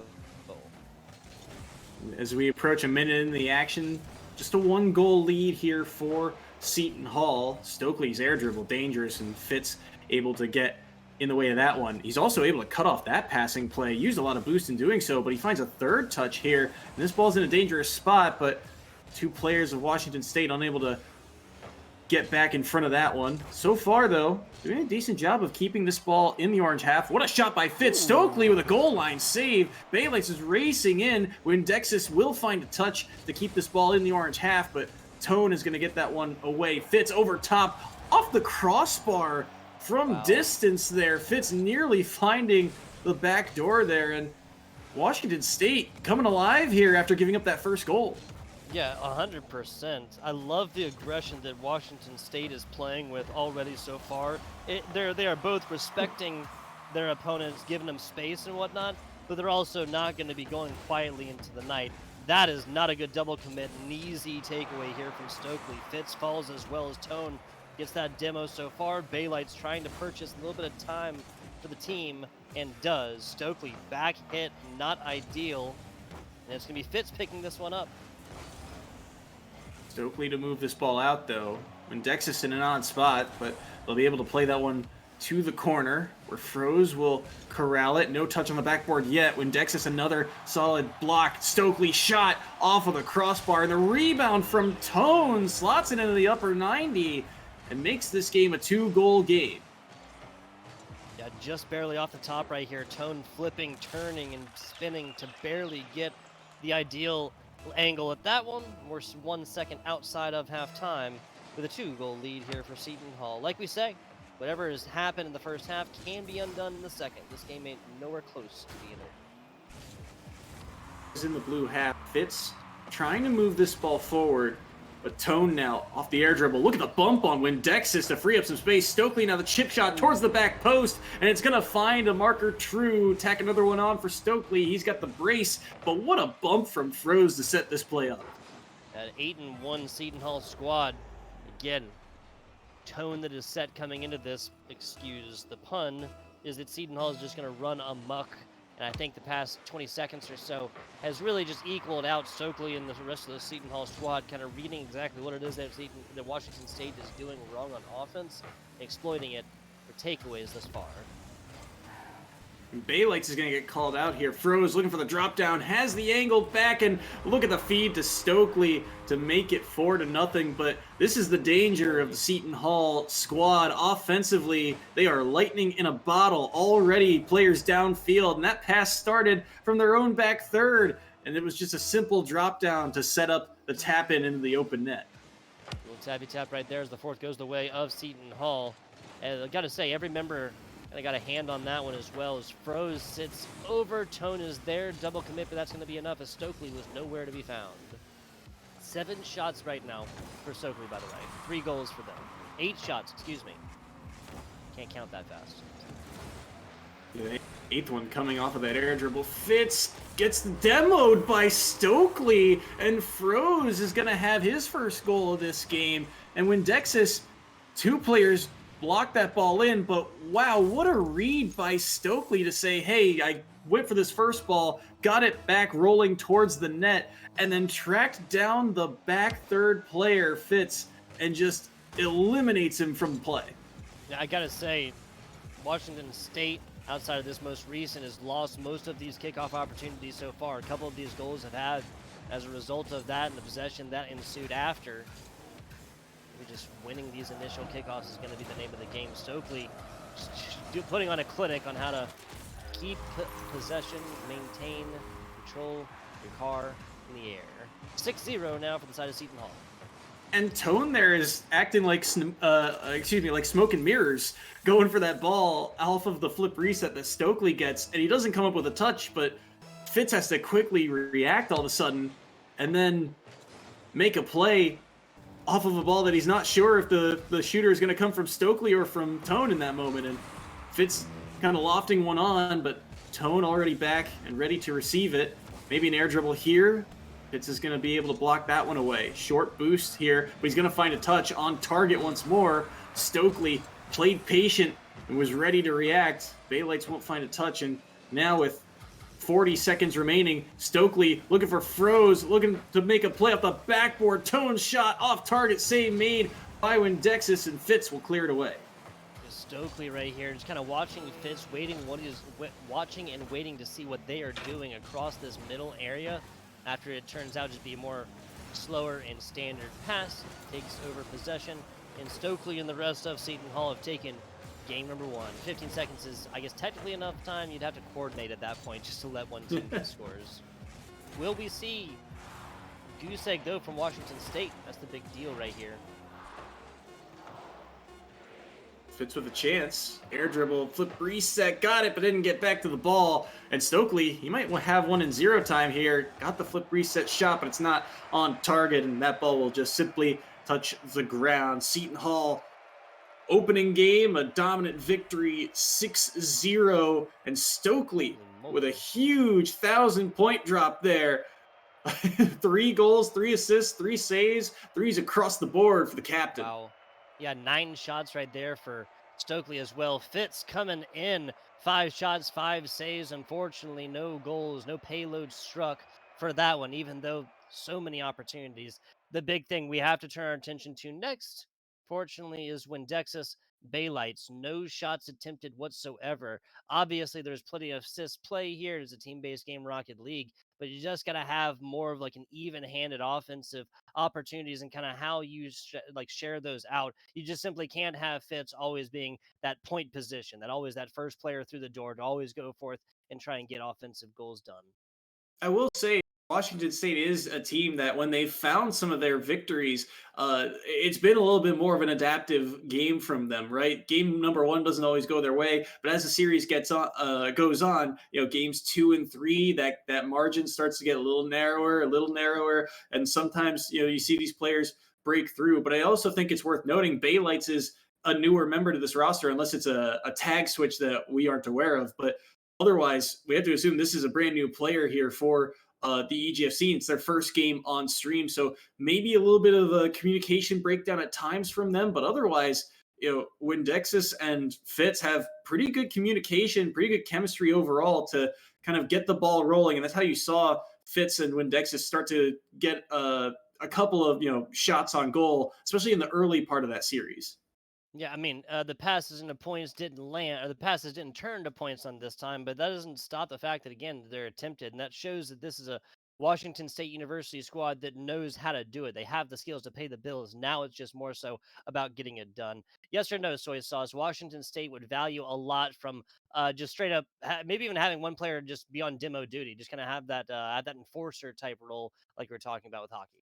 No, I agree. I think that it's well, I got sidetracked on my own point. I do agree that getting some demos here would do wonders here, especially to free up some space because you can see the technical talent that Fitz brings to the table and the speed that Windexus can bring to the game. It's up to Baylights, I think, to be kind of that step up player.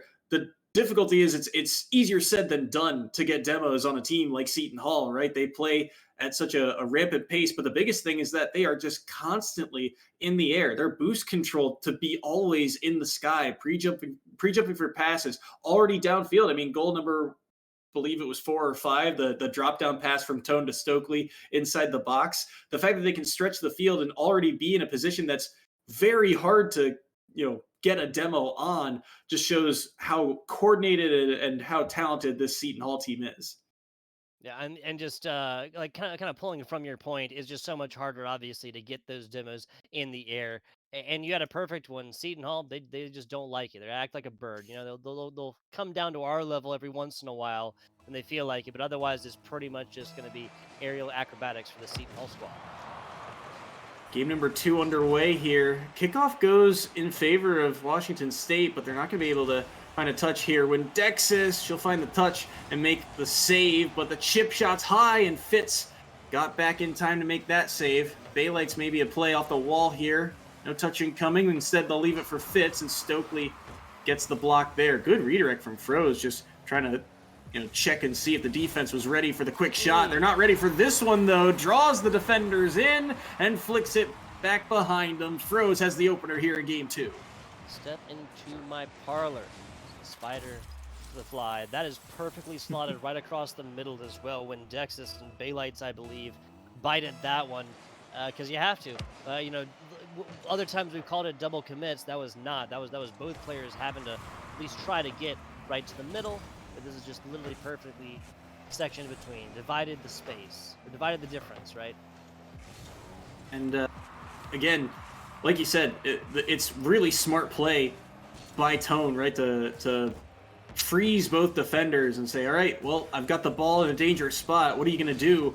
And both defenders are saying, all right, well, I have to come down and cut out this angle. And that's exactly what he was looking for in that moment. So early advantage to the Pirates. And Stokely trying to make a play off this corner. Won't be able to do so cleanly. When Dexus now will have the clear. Rolls this one into the opposite side, and Stokely now looking for Froze in the midfield. Tone is also on that far side, but Fitz being a midfield menace here, making it uneasy for Seton Hall to really gather up possession. They do manage to steal this corner boost, though, as Fitz will have the clear, and now he'll look to steal their corner boost. Nicely done right here. Tone, backside as well. Seton Hall has not spent a whole lot of time in the defensive stance so far. Fitz tries to posture up for that one. Again, just immediate demo. Now, back and forth we go. Washington State now on the defense. Froze with a tricky ceiling play there, but Tone able to corral that one. Stokely now off the wall. Hits it past Fitz. Shot from Tone is off the crossbar and out again. Baylights can't get underneath this one. Froze sneaks it underneath them, and a 2-goal lead now for Seton Hall. I feel like every time this ball just bounces up like this in front of this Washington State University goal, there's going to be a member from Seton Hall who's able to get there, whether it's just like that shank down bottom like that, or whether it's coming up from under it, or aerial acrobatics. Regardless, 2-0 lead now for Seton Hall in a series that they lead 1-0. Yeah, now Tone looking for more here as Fitz. He'll just be able to clear this one away. It's Stokely to keep this ball in. And again, that pace of play that Seton Hall plays at, their positioning has just been fantastic in this series. Those counterattacks that Washington State has thrived off of are not coming to fruition here. Maybe Fitz can come up with something as he's moving towards the corner now. Doesn't find the kind of ramping touch there off the wall, and now Tone will gather up possession, move this ball back in. Fitz off the wall once more, Froze in the midfield, going towards his own net. That's dangerous off the backboard. When Dexis with a bouncer, Tone able to get back and make the save. Maybe a counterattack the other way. Froze looking for Tone. Backboard shot to Stokely, and it's right to the center of the net to make it 3-0. Brutal 2-minute drill started. You are down by 3. What do you do? If you're Tone, you just can sit. If you're Tone on this offensive here, you just continue to play this backboard. I think the members of Washington State University also kind of bite on these backboards a bit often. If you know that this angle is not true right there, and always go to where the ball is going, not necessarily where it's at here, Soy. We're looking at. Right, so, Absolutely the case. So I'm sorry, I was responding to your thing, but yeah, the pace of play again, just heavily in Seton Hall's favor, and the fact that they are able to find such clean touches, even on that play, that specific goal, it feels like Baylight's in that moment has a decent read on the play, but the challenge just went so awry in that moment. Seton Hall's so good at not only being fast to the ball, but getting solid 50 after solid 50. Solid 50s plus solid 50s equal to solid 100, and that is the shot completion rate. Seems for Seton Hall so far. They're pitching a second shutout as well. This one maybe a little bit more, easier to have seen than our what was that? Our UTK Cincy game earlier. 60 seconds to go here. What do if you're the Washington State University squad? They're gonna have to come up with something, but right now they gotta play defense. Fitz, good save here, and has the boost to get back to this one. Corrals the ball, but won't have the boost to make much happen. Still, with only 12 in the tank, that was a good kind of lofting shot. Stokely's double tap, though, just off target. Tone looking for Froze, but pinched out there when Dexis tallying on another save to their category. That might be a giveaway. Tone is going to be able to get back, though, in just enough time with plenty of boost in the tank. Pinch across, and Stokely is there. Just every play that Washington State makes to get this ball into the orange half, there's just too many bodies in their way to make this ball go into the back of the net. I'd have to agree right there. Members of Seton Hall are just absolute pros when it comes to the rotating. And note, coming up, taking a hit. If you whiff, that sucks. If you hit it, fantastic.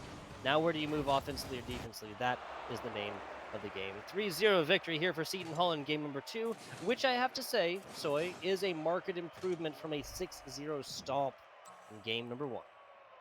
Yeah, I mean, a little bit closer, right? And it feels like while Seton Hall, a couple of times they get caught maybe a little bit too far forward. You can see a couple of times they're going for these, double tap reads, and the play on the ball just goes a little bit awry, and all of a sudden they got to hustle back. But that's the key, right? Is that they're able to extend, but not overextend. Even when a play goes awry, they're still able to get back in time. They all know, hey, the second this play doesn't work, we have to gun it back to our own net, because otherwise this ball is likely going into the orange half. And so that's been the game plan. And Seton Hall, I mean, they just continue to make it work. But that's also part of the magic of Seton Hall, is that they know their limit and they can attack you so many different ways. They can reach that kind of ceiling so many different ways. You see air dribbles, you see bumps, you see, the passing plays in transition. It's like dealing with a Swiss Army knife offensively. They just have so many options, right? They have so many options. There's so many different gameplays right there, and we've already seen like a smorgasbord of them, right? Seton Hall, they've gotten demos, they've gotten simple passes into points, they have gotten crazy things done up in the air and whatnot. They've even gotten things done being a player down, having suffered a demo themselves. Everything in a bag of chips going right for the Seton Hall University squad for right now, which means, of course, for Washington State now down 2-0. Really no reason to not try everything. Yeah, you got plenty of time to make plays happen here. Tone is going to be able to get the tap in here.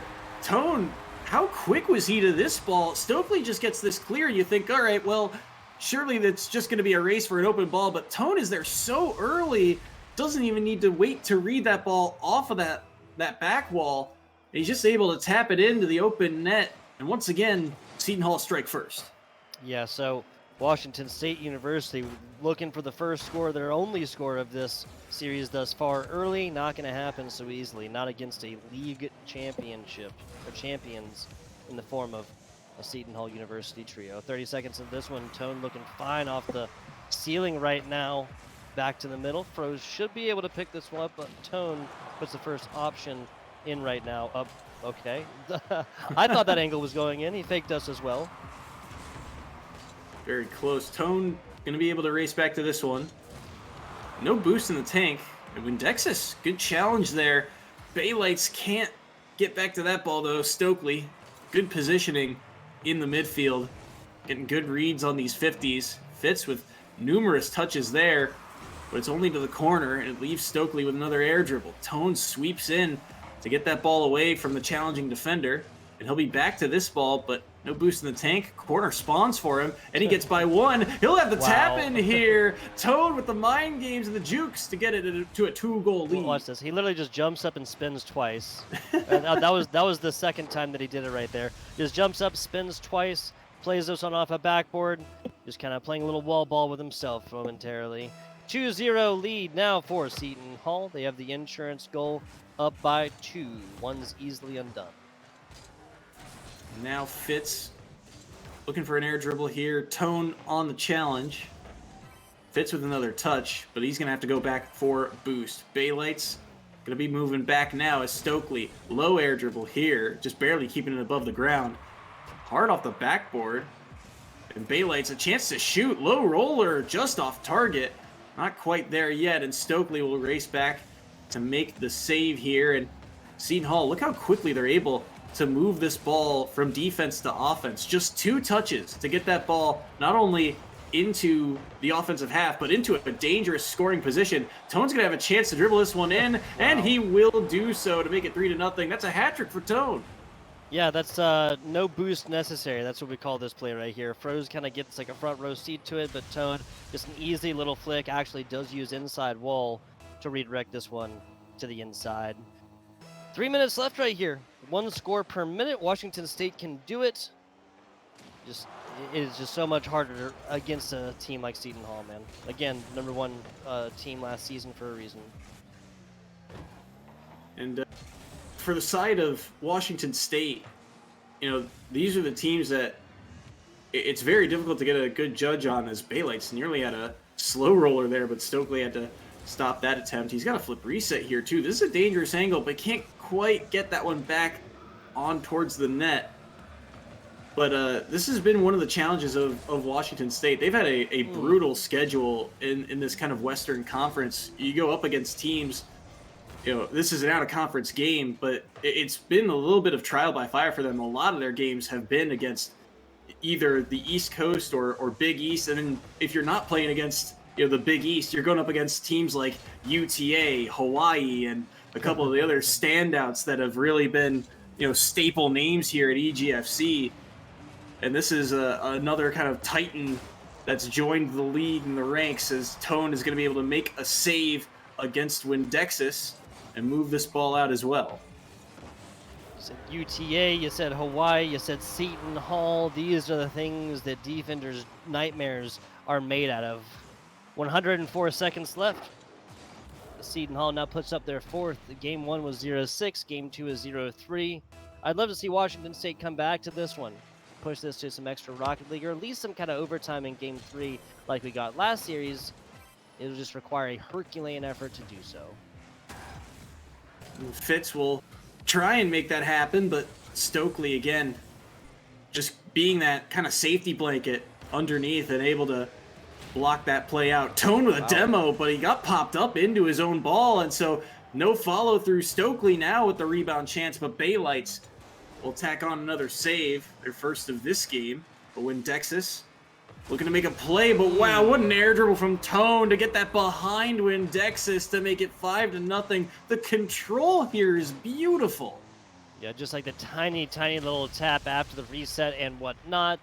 That keeps this one just a little bit higher in Tone. Now, 4 goals, I believe, and 999 points once he touches the ball and go over 1,000. Drop down to him. Oh, there's the fake. He faked this again. He did it again.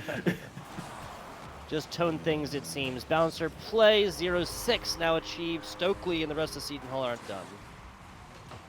I mean, this is an offense that, again, it feels like, I say this about every Big East offense, but all of them are just so electric. You know, they seemingly get, you know, these big blowout score lines out of nowhere. The question is always, can their defense keep up in the postseason? And last year, Seton Hall, their defense certainly able to do so in their postseason run. And the defense of Washington State constantly being challenged as Fitz makes another save here with inside a minute remaining. But Seton Hall certainly feeling confident in their play after a win like this with 30 seconds to go. It's a squad that, again, has gone through some turnover, has had their hiccups, but always seems to find a way back into the postseason and make a deep run. It always seems to find their way back in that postseason. You can say that one again here, Soy, because yeah, I mean, you're just kind of seated on display here, folks. You know, not saying that Washington State bad team by any means. Just Seton Hall has gotten everything figured out as of right now. A huge pinch right now. There's the 7th for Tone. This series is over. Is there a name for 5 goals in a game? Because that's what Tone has got now. I was looking for a term, but still able to pinch that one inside the near post. And yeah, 7-0 with 4 seconds left, and Seton Hall add another sweep to the board here. What if hat trick is 3? Maybe 5 is, you know, the monocle edition. I don't know. 7-0 right here for Seton Hall University. Again, them coming in heavily favored based on this season's performances and performances of Rocket League in the past. I feel like that one just makes a little bit of sense. So Washington State University, unfortunately, unable to put up a goal, not for lack of trying, but unfortunately unable to put up a goal across these and gets shut out 6-0, 3-0, and 7-0. We will be back here in just a minute. Little interview action coming at you from a Seton Hall University player when we return. The more I swim, the more I'm sinking. Take me to a world of silver. No more heartbreaks, tears, painkillers. Take me somewhere unfamiliar. Bring me back to where we started out. Get me out of now. To where we started out. Get me out of now. To where we started out. La la la la, oh oh. Get me out of broken hearts and starting fights, turning truth to lies. Gotta get up, stop wasting time. Yeah, I wanna run off and fly. And I'll tell myself it's fine to be alone, just to find somewhere that finally feels like home. Oh,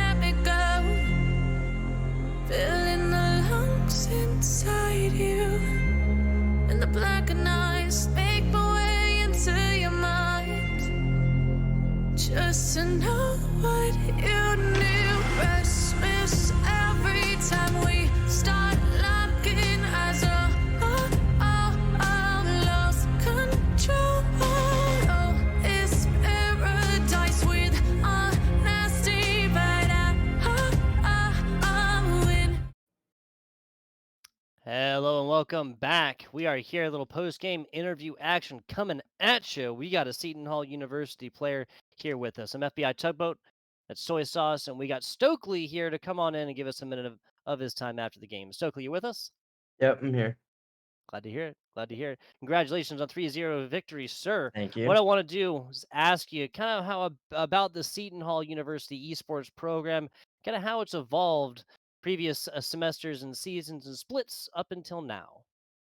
Yeah, well, I mean, I'm only a sophomore, so I just got here last year. But even in just the past year, it's evolved a lot, and I know our manager Victor has put in a lot of work to, I guess get the school on board with giving us all the equipment and everything that we need. Like obviously this interview room and the whole lab behind me. So yeah, it's very nice.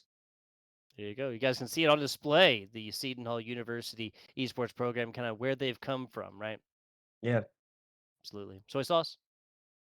It's interesting to see. I guess my question for you, because this roster's gone through a little bit of turnover between, I mean, your time here at Seton Hall and here at the EGFC.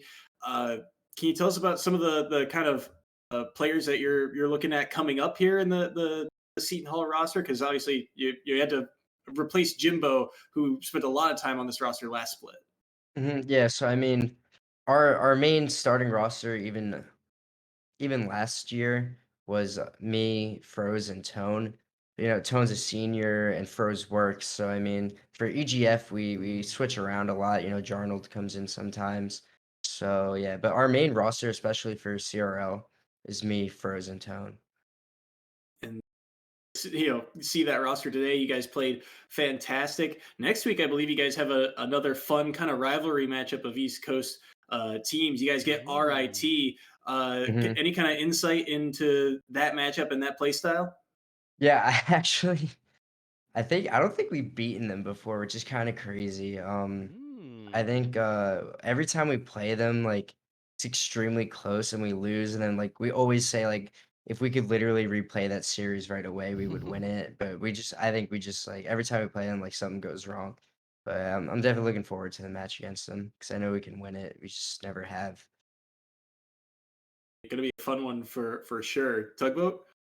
Yeah, absolutely. A soy sauce here with the insight, right? The predictions and whatnot. I want the pure crap talk. What's going to happen there when you play against RIT? What is going to happen? Who's going to I win? And mean, what's the scoreline going to be? I'm hoping we'll actually take care of business finally. The way we should have been doing, but I think it'll be close. Probably like a game 5, honestly. I like it. A 3-2, one of the other ways. I like it. I like it. Stokely, once again, want to thank you for coming on in, give us a minute of your time after the game. Before we get you out of here, though, we got to ask about your shout outs. Yeah, just shout out my friends, my family, my teammates, and anyone watching and just supporting. I appreciate it. There you go. All the support in chat and in real life and over there at Seton Hall University. Obviously, they are getting it done over there. Yeah. Congratulations, Stokely. Once again, we'll see you in the interviews box again if you earn it, because there's only winners Yeah. in my interview box. Thank you. I appreciate it. Not a problem. Not a problem. Ladies and gentlemen, this has been Stokely over here of Seton Hall University. I'm FBI Tugboat and here with Soy. Now, Soy, I do believe the good people are going to be gifted with some more audible chocolate. It is soy sauce casting. That's going to be it for me. Now, you're going on over to official EGF Twitch stream, I believe. Yep, me and Bullskunk will be over there for more Rocket League action, but we've got more Rocket League action here. There's still plenty of Yes, yes. Rocket League to be played. Yeah, so here it'll be Flater and it'll be Time to Light, I think. Not Flip. 100% sure. Not 100% sure here, but guys, you're going to get two new goaded casters coming on in. If you enjoyed what you heard, be sure to follow these schools on their Twitters, Instagrams, Twitches, everything else like that, as well as here the EGFC and myself, FBI Tugboat and Soy Sauce. Our informations are down there. It's just FBI underscore Tugboat on everything. With that, though, I do believe we have reached my least favorite part of when I'm broadcasting a stream, not the end, but when I'm broadcasting a stream, and that is, of course, the end. I appreciate you guys watching. Stay tuned because there's more Rocket League action after this. I just won't be doing it. Soy sauce. Do you have anything else for the good people before we go to a short break here, where you go elsewhere? TTL and Flater come in and all that other stuff. Do you have anything else? Stick around because of these next matches, there's a lot of West Coast schools coming up, and a lot of them are on the rise. In fact, this next one, it should be very good. So stick around. We'll be back.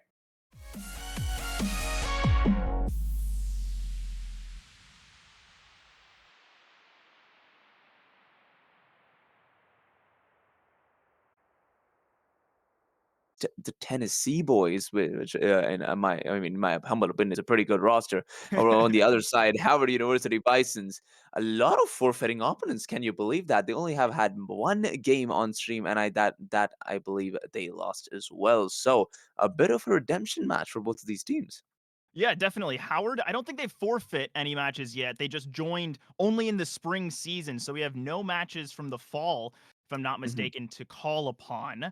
And their first matchup, a really rough one. They ran right into the Seton Hall Pirates, and that is a CRL team you don't want to mess with on your first matchup. So that was an understandable 3-0 win for Seton Mhm. Hall. And Howard now with an opportunity to sort of make a statement because Marquette, they've struggled, don't have a series win last fall or this spring quite yet. So both teams looking for that first W.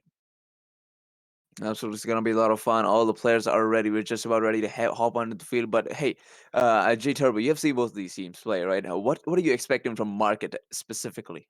Yeah, so Marquette not playing with one of their lead players, Nito Burrito. So I'm a little intrigued as to how that's going to work out. Miggs is coming in and substituting that role. So I'm wondering if this is going to lead to Cjax trying to step up a little bit more, be more of a playmaker, as they tend to be that second primary for Marquette. As we are on the pitch and waiting to see exactly where this game goes. It is Howard in the blue, Batsy Man struggling up over top, and Red Hawk coming through, and Miggs making a statement, the substitute scoring first.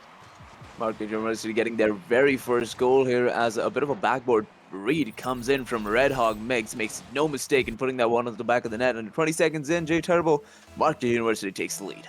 And they're going to feel really, really good about that one. I think Howard, again, still trying to get this roster together, still see what it feels like to play here in the EGFC. And Marquette, of course, they were one of the strongest teams last season in Season 3. And after a couple players going down are looking to rebuild their roster, try out some new elements and apply them into their game. And so far, it seems to be working out. A lot of forward pressure to kick this one off. And Howard sort of caught into their own corner.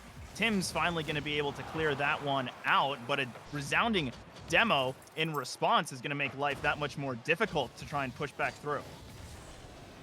Well, I mean, they still end up with possession at the end of that midfield play here. Only a minute in. It seems like Market University might be on the right track just to take a goal, but that is 2 whiffs in a row coming in from the offense there, giving Howard University, the Bisons, a chance to make the equalizer happen.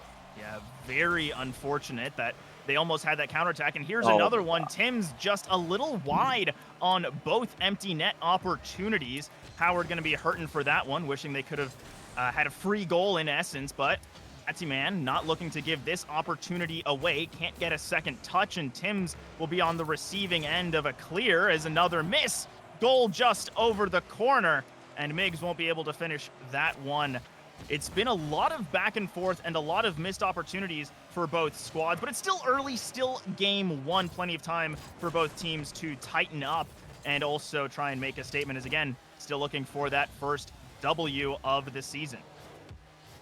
Man, multiple whiffs in a row coming in from both these teams. You know, it is the first game, so feeling each other out, looking at the kind of nerves that there are in this team, it seems like, well, the Marquette University's nerves have finally settled. We got yet another play coming in from Red Hawk as he smashes his ball to the bottom left corner with no defensive presence, even after 2 of the players were right there. And Marquette University goes up by 2. Yeah, it was really rough. Tim's not ready for that immediate response, and a missed save out of Minion the Great. Gonna give Marquette their third to kick this first game off. And I was gonna mention how there was a bump and then Tim's just wasn't ready, and this time it seems like Minion the Great just couldn't quite find the angle, and Marquette really feeling good. Cjax gonna try and get something off the kickoff, and I just want to see Howard be a little bit more aggressive, get their body in front of it, or otherwise Red Hawk's gonna knock down number 4. Well, it seems like Red Hawk, you know, he just walks onto the other side of the field, takes the ball away and smashes into the back of the net. Like walking the puck for this man so far. 4 goals and 3 have come. I believe 2 of those have come in from Red Hawk. Yeah, certainly stepping up again. I was expecting it to be Cjax, but Red Hawks making me want to remember their name. Gonna find Again, as you mentioned, 2 goals. Miggs trying to complete the cross, but good defense. Howard stepping up a little further out of their box, and this time an attempted dunk by Minion the Great. Won't be enough. Tim's over the corner, keeping it close, and another clear right away. But again, this is Howard's first season, so it's good to see them step up and have some real scoring opportunities, as that one just barely sent away by the crossbar. Hey, adaptability is something that I'd love to see coming in from both of these teams. Improvement is what thrives here in EGF, and Red Hawk 36, it seems like he's improved a lot since the last time we saw him putting in the 3rd goal, rather, for himself, and the 5th goal for his team. Yeah, gonna be very happy with that hat trick. Wasn't sure what to expect out of this one, as seen so little from Howard, and of course Marquette struggling so much this season, but it seems so far they're very, very confident in all of those matches they played in the fall. Certainly that experience is incredibly valuable coming into the spring. As we heard that they have been trying out new strategies, and Sejack's gonna get the double for a stylish goal of their own. Well, would you look at that? A quick bounce off the corner, giving Sejax a very weird angle to work with. Even then, this man comes out on top, making the 6th goal happen for the Marquette University Golden Eagles, who, well, are on the right track to make this even a Brazil scoreline if they let one go through. Very possible. Big clear out from Red Hawk, and Batsy Man not able to get the touch, but still the crossbar will secure that save. And Tim's a little slow. Sejax gets number 7. It's just been more consistency out of Marquette in this game 1. I think some jitters out of Howard, and it's game 1 though. Still plenty of time in this series for them to try and get a little more aggressive, get some of that confidence that I'm sure they have waiting, as Tim's going to be a little bit slow to this one and harmlessly touched away from Marquette. Minion the Great able to save that one.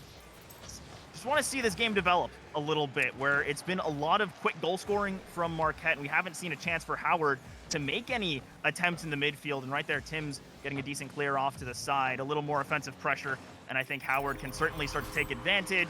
But when you're giving away so much space, Meg's going to get number 8. Giving away so much space is one factor, and the another one is not being able to keep a possession to themselves. I mean, shooting it as soon as they receive the ball is, well, as we all know, not the best strategy so far, unless all of his shots are power shots. Even then, it hasn't worked out perfectly well in their favor, but they might just get one right here. Batsy Man off the bar from that near 50 will get the very first goal for Howard University. Just that much faster, a little bit more aggressive, and I think that's all that's missing for Howard at this point, where they just need to step into the midfield a little bit more, be more confident off of these kickoffs. Sure, Marquette, I'm sure they're just like, it's 1 goal, we're up by 8, it's fine, but looking big picture, looking at this series, if now there's an understanding for Howard that they can create these opportunities so long as they pressure, it'll bode well for them in the future, as so far no one running right up to contest this midfield ball. Sejack's not going to get any double. Tim's a little bit late. Marquette holding their opponents in their own half, as Miggs nice and fast up top. Batsy Man doing well so far. It's not too much else to say, as Tim's with a nice timing to clear that one out, and a double from the top. Make sure that doesn't go into harm's way. So, like these last minute and a half that we've seen out of Howard, they've slowed down the game by quite a bit, gotten in front of the ball a little bit more, and it has been working as Tim's looks to go up. Can't find it, neither can Minion the Great. Fortunate for the team, there is Batsy Man ready to make the save, and as the clock ticks down, it will be Marquette commandingly taking this game number 1. Yeah, and momentum completely in favor of Marquette University at the moment, as the Golden Eagles walk away with a 7-goal lead against the Bisons. I mean, would you look at that? That is a total of, I believe, 13 shots on target coming in from Marquette as compared to Howard's 5. And even those 5 shots, I do not believe it posed any kind of a threat to Marquette. Not really. Most of them were pretty easy to save away, or were just off the post. That little bits of accuracy just not quite there. Again, we saw Tim's missing a couple empty net opportunities off of a clear, getting a little too quick with it, I'm going to say, where sometimes there's a difference between playing fast and starting to rush your game. And I think Yeah. at this point, Howard is struggling with both. They're struggling to keep up with the pace of play, but also when they have space, they're rushing it a little bit, either giving the ball away with a too aggressive clear or just not setting up their shot. So I think if Howard can sort of dial back that rushing, but still play confidently, there's a real chance they could find some opportunities as we get to kickoff in game number 2. I really think that Howard University, they even if the skill difference in terms of communication might be irrelevant, it is not that big that making a comeback is impossible. I feel like the mechanics are pretty close enough coming in from both sides, but these small little mistakes, going in for a double commit when it's not needed this early in the game, is going to result in more and more goals on the opponent side, as CJax is going to be the first one to take a goal here for Marquette University. Yeah, and I think another big point that you mentioned is experience, right? Marquette have been around the block. They've competed in EGF for the past few seasons. Even if they're not the title contenders that they used to be, CJax, Redhawks still have quite a lot of experience playing against very, very strong teams. They have experience playing together, whereas this Howard squad is still very untested, still very, very new to competition. And no matter how mechanical you might be, or if you're on even footing with your opponents as far as what you can and can't go up for, that additional is going to play into how you perform as a team and not just as an individual, as an awkward pinch might open the door for CJax, who can't quite find the touch, and another pinch will mean Batsy Man keeps this moving towards the orange half. That he does, but it seems like it is gonna take just a little more effort to actually put this one under the back of the net. But for now, we got Marquette University back on the offensive side here off the sidewall. We got another corner play coming in from CJax. Good read. And a 50 coming in from Timms is going to result in yet another offensive play here. But just like you said earlier, in order to make these offensive plays any more threatening, you need some good 50s, you need some good accuracy, and of course, you need the speed. And that looked like a much better opportunity, and also this game being much more even than we saw before, but that might change real quick as a good pass out gets easily saved away by Binion the Great, and another look from CJax sent away, as this feels like a completely different game from game 1, right? There was goal after goal, and now save after save as CJax and Redhawk both up, no one able to finish the job. A light touch off the post, no one has a good shot opportunity, and Howard just trying to send this one out of their own half. Marquette keeping it close, and unfortunately on that last touch, Minion the Great not fast enough, and the pressure turns into a goal. And you think that Marquette University would rotate now. Okay, now they would. Now's the time, but they don't. They stick around till they get the goal, and I love this kind of resilience, this kind of patience coming in from the Golden Eagles. And, well, they get rewarded in their due diligence. Just like that, a 2-goal lead might just turn to 3 after that double touch. Doesn't come through, though. But once again, pressured completely in favor of Marquette. And Howard, seen them start to panic a little bit when they're stuck in their own half, when we can already see players like CJax trying to snatch away as much boost as possible, but no immediate follow means Timms should be able to send this one out for at least a second. Batsy waiting for the shot, and both members in net unable to find it. Where Marquette, they figured it out. If they can keep this ball dangerous, they can get more and more goals. That is exactly their plan. That is what they have been doing for the last 2 minutes and 30 seconds. It's a question of being Howard University, right? How do they make this comeback? Like I said at the start of the game, their mechanics are up there in order to make this a little more challenging. But as of right now, the communication is what's missing. Batsy Man, just like that, left in a bit of a 1v1, good 50, but nobody to follow it up. And these second touches are what's necessary for them to actually get back on the offense.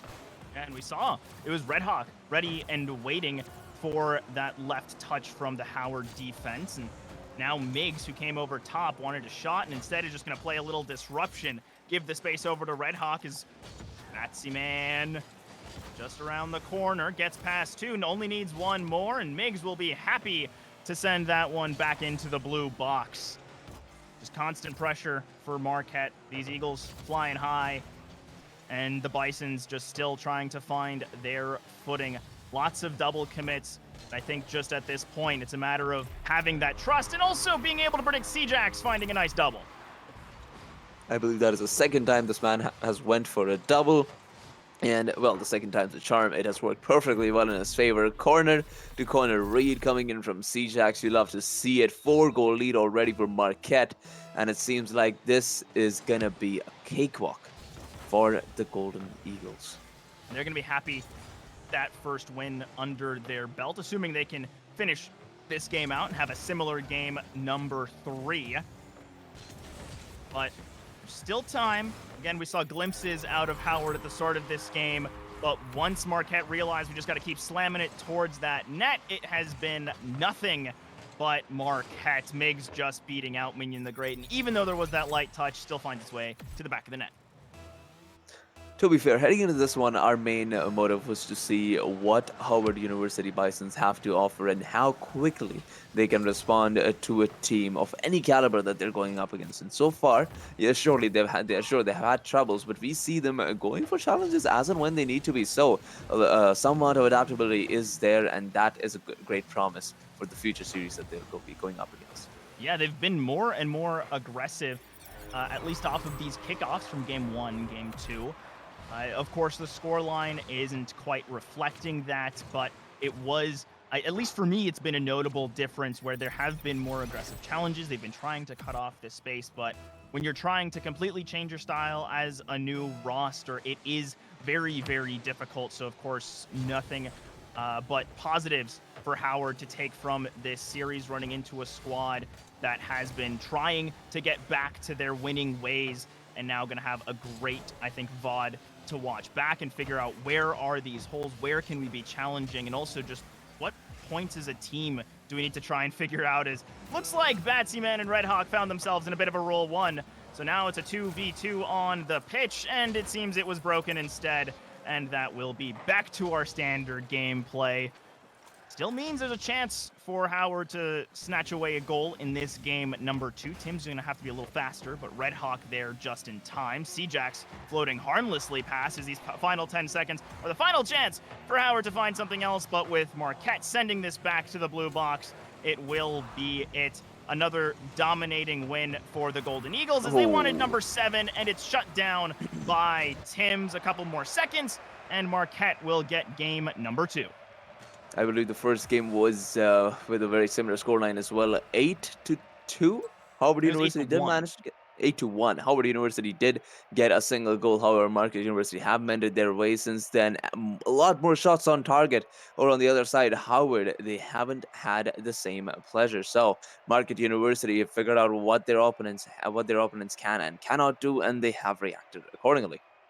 And that's all that you can ask for from a good team and a team that's trying to compete at a level like the EGFC, right? You have some really, really amazing teams that they have unfortunately ran into, thinking about UTK like from last week, or William and Mary, just so many rough matches in this conference. So for Howard, getting a taste of that in Marquette so far, I think is going to be a great sign moving forward, and a good opportunity to sort of see what the top and the bottom of the league has to offer and where they have to figure it out. Is again, their season opener was against Seton Hall, right there at the top 5 in this league, and now they're up against Marquette, who are sitting near the bottom, and you can get a real feeling for how competitive this league can be, as Cjax wants to start it off quick. 11 seconds and we got goal number 1. Okay, so you were talking about getting a taste of what Marquette University have to offer, as to one being some of the top teams in EGFC. And, better earlier than late. Because Howard University, coming into the season, they'd want to see what the top dogs are built of. And just from that, you start learning, right? Once you understand what the top teams have to offer, that's the bar you set for yourself. And that's how you start improving.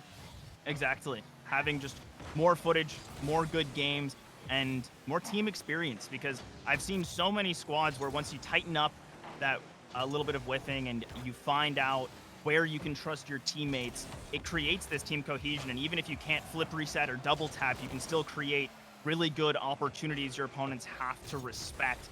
I think that's been a real statement for Marquette outside of Cjax, where they've been finding passes, they've been cutting off space, and netting goals as a result. as Red Hawk keeping this one over on the blue side of the pitch, and it's bounced right back from both teams. Migs trying to set up his teammate, and Cjack's going to get interrupted by Tim's. A pretty similar scoreline as to what we had in the second game here. Marquette University still up by 1 as we see only a minute and 30 seconds in. So Howard University are holding their ground very well so far. Good pass down into the midfield where Tim sends it over to, well, Batsy Man. He couldn't get much of a clear there. Gets the clear down midfield, but the offense is still rolling with great fury. And so far, only 90 seconds in, yet a second goal yet to come for Marquette University. So Howard University, like I said, are doing a pretty good job in holding their own. I've really liked how these openings have looked a lot better for Howard, is making the great almost double tapping on his own net, but still turns into a save.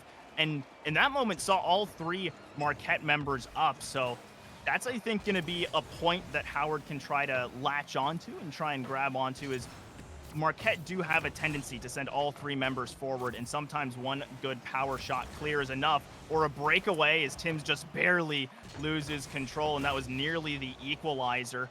But it seems Howard still want to try and convert this.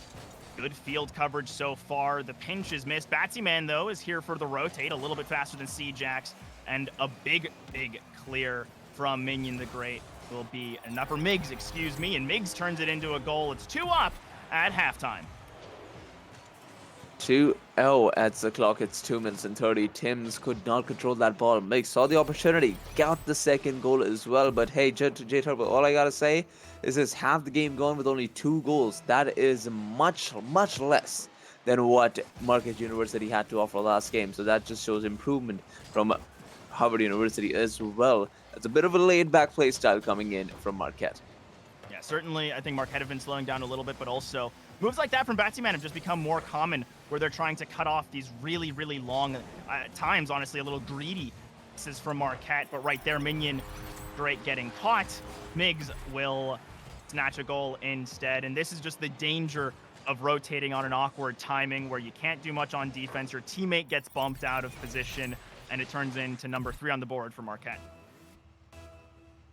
And knowing being able to communicate with your teammates as to when you're heading out is absolutely crucial here, especially when you're making the mistake of rotating on the same side as the ball. So, yet another thing that Howard University can look into in their future games. So far, the third game seems to be going in Marquette University's favor. 1 minute and 50 seconds, a lot of time to make this a 3-goal difference 0, but against a team like Marquette, it doesn't seem plausible so far. Oh, that was a really good shot from Batsy Man. Almost proved me wrong there, but nothing so yet. Still 0 is the scoreline for Howard University as they still try to get back on the offensive side. We got Batsy Man with a bit of a touchdown midfield.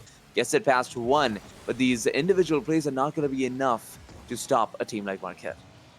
And they nearly had the immediate follow-up from Tims, and I think that instinct is definitely the right one for Howard moving forward, that if your teammate's getting caught, or you can see that it's not going to be an easy second touch, just let your second come through and keep the ball moving in the direction you guys want. Find your way back into rotation. I think that Howard are certainly thinking about that. They're getting faster at making those kinds of plays and being more decisive. So the fact that we can see improvement from game to game in a new roster is already incredibly promising for this squad moving forward, as Tims with a nice clear. Very comfortable as this clock continues to tick down. 40 seconds to go. Tims wants to make something happen. Shot over from Minion the Great, and they keep it a little bit interesting with 1 on the board. Well, I have never seen a softer touch in this series so far, and it's Tims who's put it ever so gently down onto the center for Minion the Great to put the very first goal for Howard University here into the orange net. Third game, 2-goal lead still for Marquette University, and they can just make it 3 right here. If Cjax has something to say for himself, nothing's yet, and Red Hawk has made a bit of a whiff, and Tims is on the right track to make it 2-3, but just like that, Cjax, quick as lightning, back onto the net, and a save on target. Just barely off, and that might be the 4th Migs wants that same 3-goal differential that was held for so long in this game. And we'll have it 13 seconds to go, and Marquette all but lock up this sweep. Just about ready to put this one to bed. 13 seconds in. Howard University, well, first game after quite a while here, if you're considering on-stream games. And, you know, this is a bit of an experience. Like we said, a room for improvement always there. And as of right now, that room is humongous. But we'd love to see Howard University again coming out stronger the next time we see them on stream.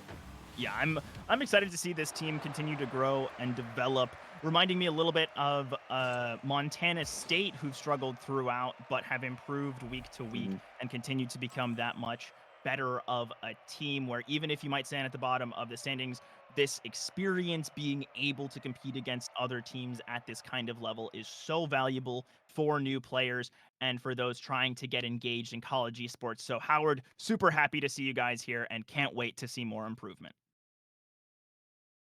Absolutely, and I believe we are going to be having an interview from Marquette. If not, we'll be moving on to the second series very soon, but we'll be back very shortly, so stay tuned. Don't go anywhere.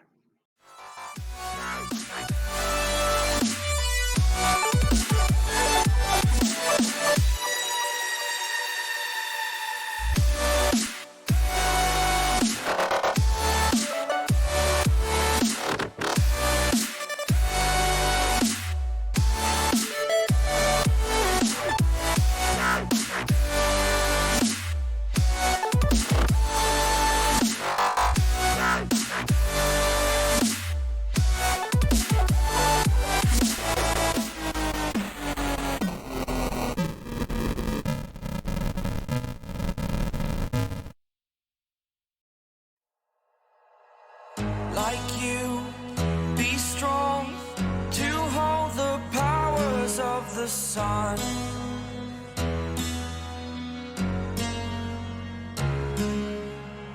To dream, believe in strength. Now I'm the only one, only one.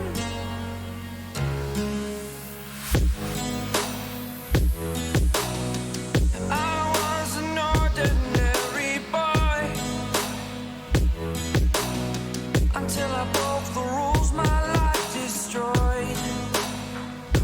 Life destroyed. Until I woke awake, scream my mind, I shout, the ground shakes. How much can I take? My mind will break. Will it break? Can I take? Can I be your superhero? Superhero.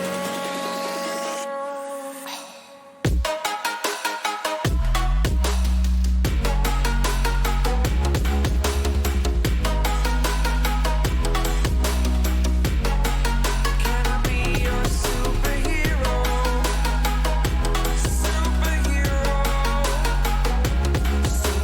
Superhero.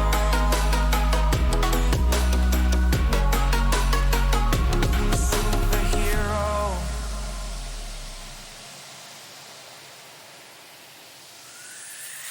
Fly away. It's the first time of today. Today. To dream, believe.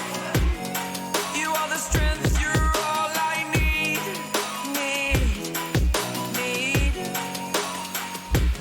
Oh, gonna give it a shot. Only one of me to shield you all from the enemy. You're a superhero. You're a superhero.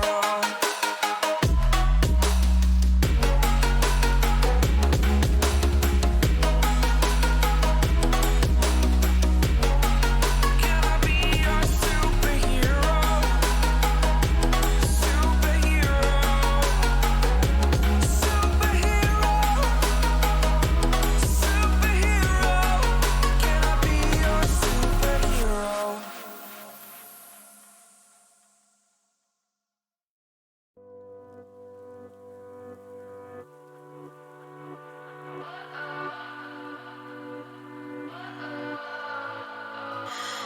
What does perfect even mean? Is there even such a thing? Ooh, can we switch up all the rules and imagine a utopia? Darling, I'm just so fed up with these expectations. They keep weighing me down. My heart is begging me to get the hell out of my head. I'm gonna live inside the upside down for a minute and pretend, honey, I'm a perfect 10. Whoa, whoa, honey, I'm a perfect 10. Whoa, whoa. And welcome back as we're joined by Marquette's representative, Red Hawk. How you feeling after that first win of the season? Really great, actually. It was nice to be kicking around with the boys, but it's too bad that our star Nolan couldn't join us today. But we had Migs in as a substitute, and we're so glad to have him. So Well, I am sure Nolan is very proud of the way you guys played today. 3-0 clean sweep, and I want to ask Red Hawk, how did the last game against University of Tennessee impact your performance here in this game?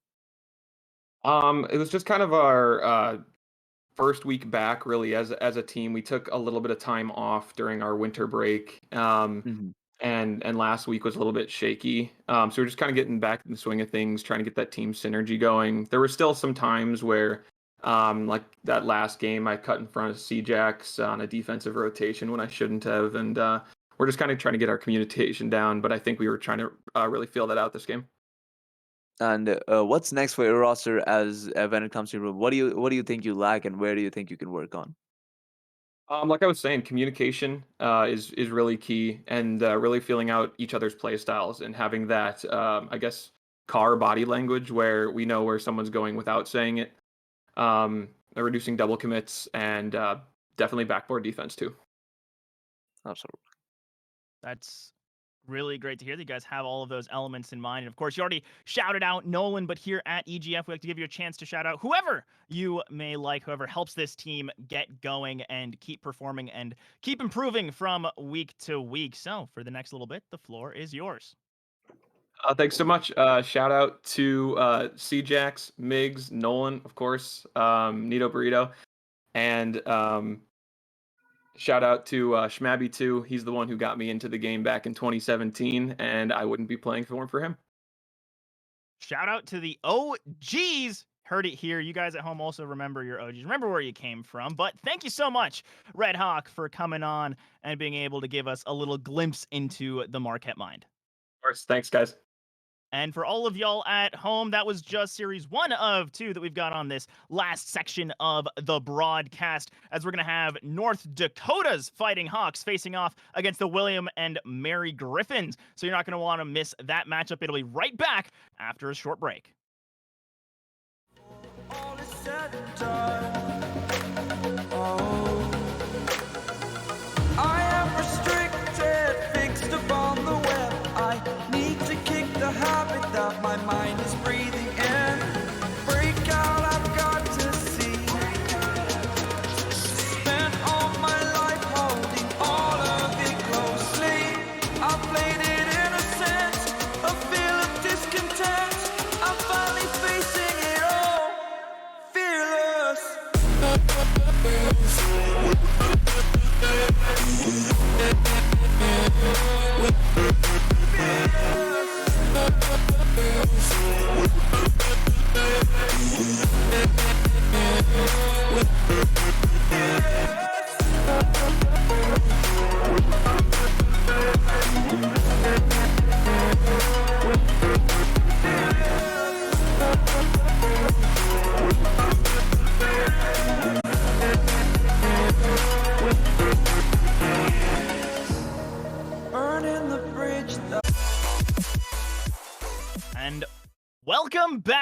to the EGFC for our final match of the night here on EGF Rocket League, as we've got University of North Dakota up against William and Mary. North Dakota still trying to get one of their first wins. That's not a forfeit of the season, but they've had a really rough road to get here, whereas William and Mary, hot off a win last week against Southern Utah, feeling real good about the rest of this season.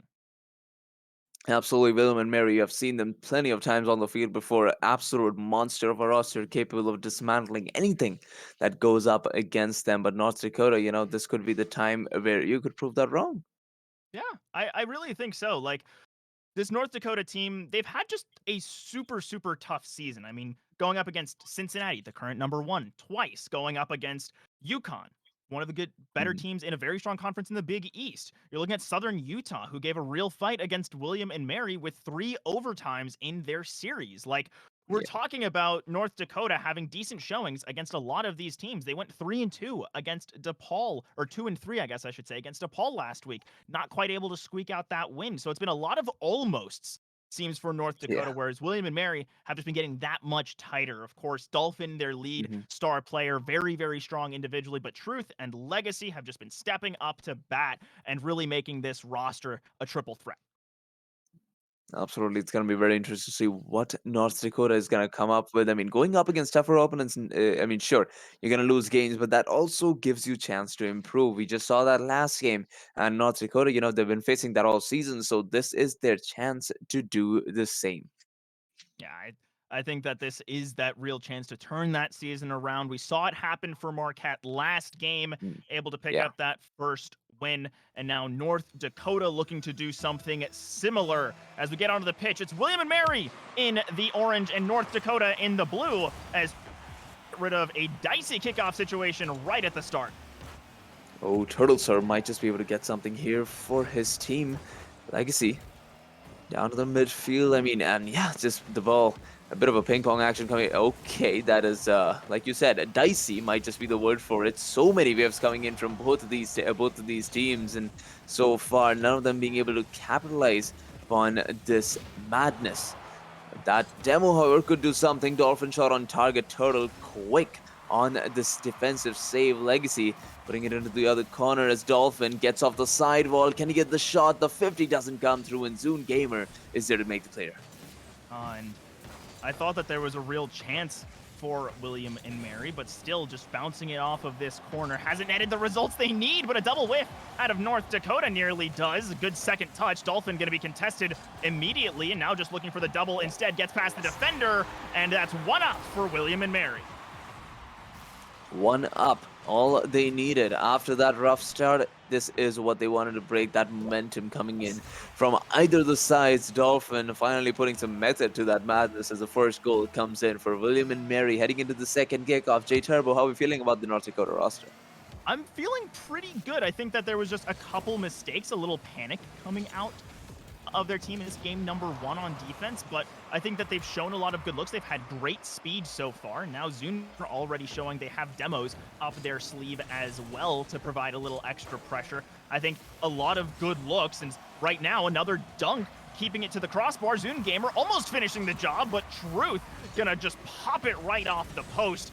Really, really well done, and that's a big miss from Turtle Sir. Truth with a bad landing, and just a couple mistakes from both teams, turning this one around, making situations just so dangerous. And this is what I like to see. Not perfect gameplay, but two teams that are pretty evenly matched against one another.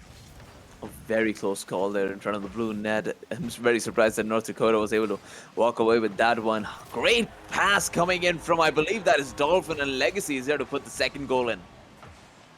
So well done here, and Dolphin just showing how they are dangerous from any part of the pitch. Comes right off the wall, and Legacy that much faster than Turtle Sir. North Dakota not ready on the back line for the options the Griffins had available.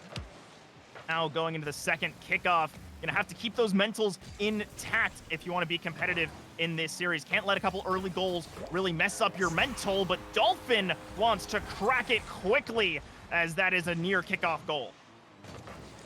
Kick off well and a great pass coming in from Legacy Dolphin. Insane angle to put this one right on to the dead center of the blue net, making a 3-goal lead. J Turbo.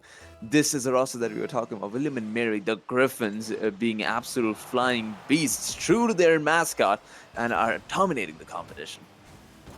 This is a team that I've seen for, I want to say, the last about year or so. And originally, as I mentioned in the pre-show, it was a lot of Dolphin being that playmaker, Truth and Legacy still trying to come into their own as players, but the team has just grown and grown, able to throw up some really awkward options as we saw out of Truth. And while this one does get pinged straight back to the orange half of the field, still plenty of control for the Griffins. Good save from Dolphin, and they are just really blossoming as a whole well-rounded team. There's nothing more you can ask for a team that has been in and around the EGF for so long. Absolutely, and it all comes down to the kind of improvement that they have had in this past season. Love to see this kind of resilience coming in from a roster like William and Mary. North Dakota, on the other hand, are also doing a phenomenal job in holding them down to just a 3-goal lead. Even now, North Dakota are trying to make another goal. Stop. Maybe can they do it? No. Dolphin almost puts this one onto the back of the net. Turtle Sir is there to save the day. The defense looking strong, but that's not going to that's not going to win you games. You need that offense to rise up and get a goal on the other side of the field.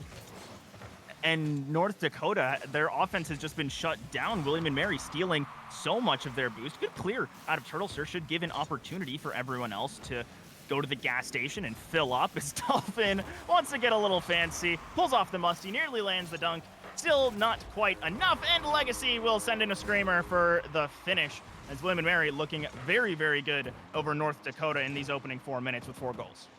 No, Zoom Gamer had no idea what kind of momentum the ball was going to be coming towards him, and that gave William and Mary the opportunity to bang this one onto the back of the net. 4-goal lead already, almost 60 seconds remaining here, and William and Mary are not planning to give up any goals anytime soon. Not at all. I think that they just want to keep this pressure going. I think they just want to end it all. And Turtle, I'm sorry for that one, man. That's just unfortunate that that one happened on broadcast. Truth gets it to the center. Sleepy doesn't get a touch. And it might have been Sleepy with the second touch. The game giving a what a save to Turtle. But in the grand scheme of things, doesn't matter too much for this game. Number one, just going to be a matter for North Dakota to keep their heads down, try not to make too many mistakes, and find a goal for the mental and for the morale going into game number 2. Breaking the momentum here is absolutely crucial. I mean, heading into the next one, sure, William and Mary, they've taken that 5-goal lead, but being the Dolphins, being North Dakota, you would want some kind of a goal or some kind of offensive pressure coming into this last minute so that you have something to show for it heading into the next game. And also just being able to tell yourself, hey, it was game 1. Doesn't even matter. I mean, think back to the regional, Gen G getting Braziled in one of their games, but still taking a 4-1 series. Oh, yeah. Now, it's not about the individual games. It's about what kind of development, what kind of adjustments do you make throughout. And I think North Dakota have certainly shown that they have enough mechanics to find something. They can punish moments like that where William and Mary get a little too over-aggressive. And it's going to take a few more in game number 2 to try and even out this series as William and Mary comfortably take a 5-0 win. 5-0 win, all thanks to the kind of offense that each of these players offer individually. As we can see, 6-5-3, a total of, once again, I believe that is 14 shots on target coming in from William and Mary. Not even a single teammate is like one who just sits back, relaxed on the defensive side. No, everybody wants a goal for themselves. Truth being the one with the most saves, and it just goes to show how well-rounded this roster is. Yeah, it's no longer the Dolphin Show. We're not at SeaWorld. It is a full team effort, Truth and Legacy. I've been mentioning it a ton, but just the growth that these players have gone through over the last year is one of the reasons why I love spaces like EGF, where teams can come back year after year and continue to grow, and also just the collegiate esports scene where you can see someone step up and start out and struggle in competition, maybe being a really strong player independently on ladder but can't quite translate, or the opposite, where someone really struggles on ladder and competition gives them the avenue to really improve and become that much better. Absolutely. And so far, North Dakota, this is the platform to do so. You're still in the early stages, so get on out there, get as much experience as you can against the big dogs, and come back stronger. Same that we said for the Bisons, and I say it again for the Griffins. Precisely. It's just a matter of remembering that you're not just here to try and win championships, right? When there's teams like Seton Hall, UTA, Cincinnati, all competing at the top, it's a very, very tough ride to get up there. But what you are competing for is improvement, showing that you might not be it this season, but you might be next season. And Dolphins it right now. Double reset to get the first goal of this game, number 2. Dolphin wants to take us back to SeaWorld here as he goes for multiple flip resets in a row. And yeah, it's a bit of a SeaWorld show as well. You got the splash and everything. Perfect coordination and the double flip reset for game number 2. Of course, we like that kind of symmetry. And now, North Dakota, you can't let moments like that phase you. You got to cut off this space, prevent them from being able to go for these acrobatics. But William and Mary have shown often enough that they don't need the acrobatics. Sometimes they just need pressure. Legacy making it 2 in the first 30 seconds. Look at the speed from Truth there. Even after going down with little to no momentum, manages to get right back up, bounces up to the ball, gets the pass over to Legacy, who puts another one onto the back of the net, giving William and Mary a 2-goal lead in a matter of 30 seconds. Ooh, sleepy. A little slow. Turtles are with an awkward read. Zune able to get that decently deep, get a little forward pressure. Dolphin trying to send this one out in the midfield, take a little bit of that aggressive space. And it's moments like that where North Dakota are just facing away from the play and not able to impact it. As a good save from Zune, but there's too many shots, too many players, and Legacy makes it 3 up in less than a minute. Yeah, I mean, one double commit on defense is more than enough to give William and Mary the space they need to put yet another shot on target. Going up against 3 players from William and Mary, well, good luck saving the shots on target. Here we go, Truth once again on the ball, almost got yet another one in. Legacy is there to pick up the pieces of that attack as he gets that pass down center. Sleepy does make a touch. Turtlesar gets it past to the other side. Midfield play coming in from both of these teams. A bit of a ping pong action, and Sleepy takes it right back. Offensive pressure doesn't stick around for much longer as Zune Gamer forced to head back. The clear coming in from Turtle, and Sleepy, it's all up to him to set up this counter. Maybe something coming in, but Truth gets the clear right back onto the midfield. And William and Mary are starting to have fun. Dolphin wanting to pick up that pass and turn it into a reset. That would have been really fun to see. But one thing I noticed was a little indecision from North Dakota in the midfield, where it looked like one of their players, I think it was Turtle, was trying to go up, but now actually they might just have a scoring opportunity. Sleepy a little slow to the ball. William and Mary will be able to snatch that one out. But for back to the point is that Turtle was in the midfield, got a little indecisive, and it gave so much space over to William and Mary. And in that point, you got to either pick defense or a contest, as you can't give away free space or free opportunities or extra time to William and Mary. 3-goal lead still sticking around, maybe making it 2 there as Zune Gamer try to slide in a bit of a cheeky shot on target.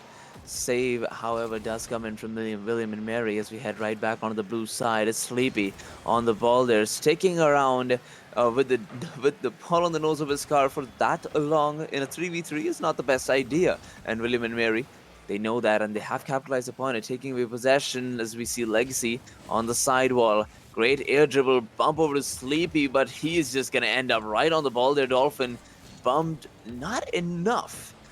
Legacy is going to put another one on the backboard. Shot almost on target as Truth and Dolphin, everybody's trying to get a piece of that ball, but nobody being able to make it to the back of the net. Great defense coming in from North Dakota. And that was such a good look at a transition for North Dakota. They nearly had a really clean save to pass pipeline, but unfortunately we're just a little bit off. But finally we're seeing a little bit of North Dakota pressure. very good for them, but still, I think they got on offense and got a little overzealous as no one was ready to contest Legacy on the side. So instead, Sleepy just gonna pop this one up. Gets picked up by Dolphin. Gonna just twiddle right on through the air. And North Dakota just want to hang on for as long as possible, create a counter attack, try and give themselves a goal or two for realistically looking at game number 3 and a potential match point. But they've still been improving and still been taking advantage of times where William and Mary seem to get a little bit over aggressive or a little cocky. Yeah, with only a minute remaining here, this is a much better showing coming in from North Dakota as compared to the last game. So far, well, they still need a goal, but the defense has been pretty strong. Legacy looking to set up a very cheeky pass over to Truth there, who's gonna be having to work a little more hard to put this one down center. A miss comes in from Legacy as well, but it don't matter. We got 40 seconds left here in the second game, and they're on the right path to get the 4th goal as well, but a great save comes in from Zune Gamer. Legacy, however, is going to deny that opportunity for another and puts the 4th one on target. Look at this team. Just Dolphin right there. Says, I'm turning this into a ones game. Goes for the air dribble bump. Almost works out. Fortunately, it was not a ones game, so there was still an extra defender they had to get past, but Legacy was happy to do so. It picks up number 4 for the Griffins. That ping might be number 5, and we match the scoreline from game number 1. Oh, well.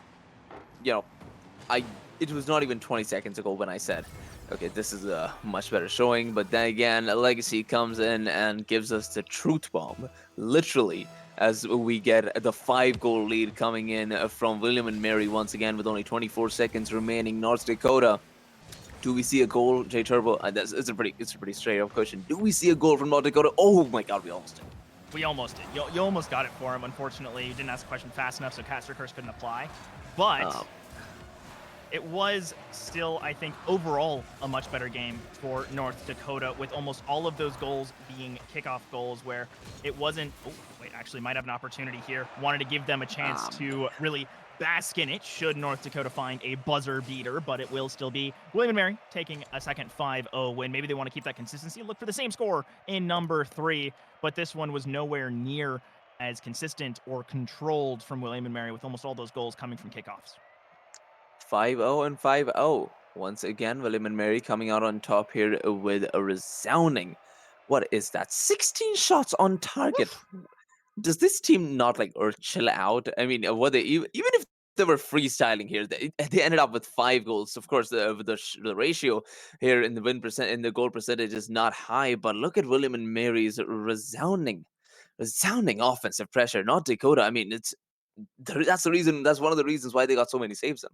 Yeah, but still, the fact that you're able to survive a big chunk of that barrage is still good indicator for North Dakota. And of course, anytime you face an opponent like this, there is lots to learn from, where we could see moments of indecision or points that North Dakota just wasn't quite comfortable passing. I think those are what you really want to look for in this team environment. Is not, can I get flip resets? Can I get double taps? Do I need to practice that? Not so much, because as we saw in this game, it was really only Dolphin doing that. Legacy, Truth, all of their goals have come from being in the right place at the right time, have come from setting up their teammates for a really good shot or something along those lines, and being able to pass and disrupt your opponents. So I think North Dakota, they've got the ability to do all of that, and now it's a matter of the implementation, as William and Mary, with a bit of a fake off of the kickoff, looking for a different kind of set piece, and this might just fall right into Dolphin's hands, doesn't get the double, and William and Mary already off to a very fun start for this game number 3. Absolutely, and they have a bit of an open net as well if Truth could get this pass down, which he does, but a great save coming in from Turtle, sir. The most mechanical out of all the 3 players on the North Dakota roster, comes in and shines bright here in the first 30 seconds. Good defense, as always, coming in from North Dakota, but we do want to see some kind of offensive action coming in from this roster.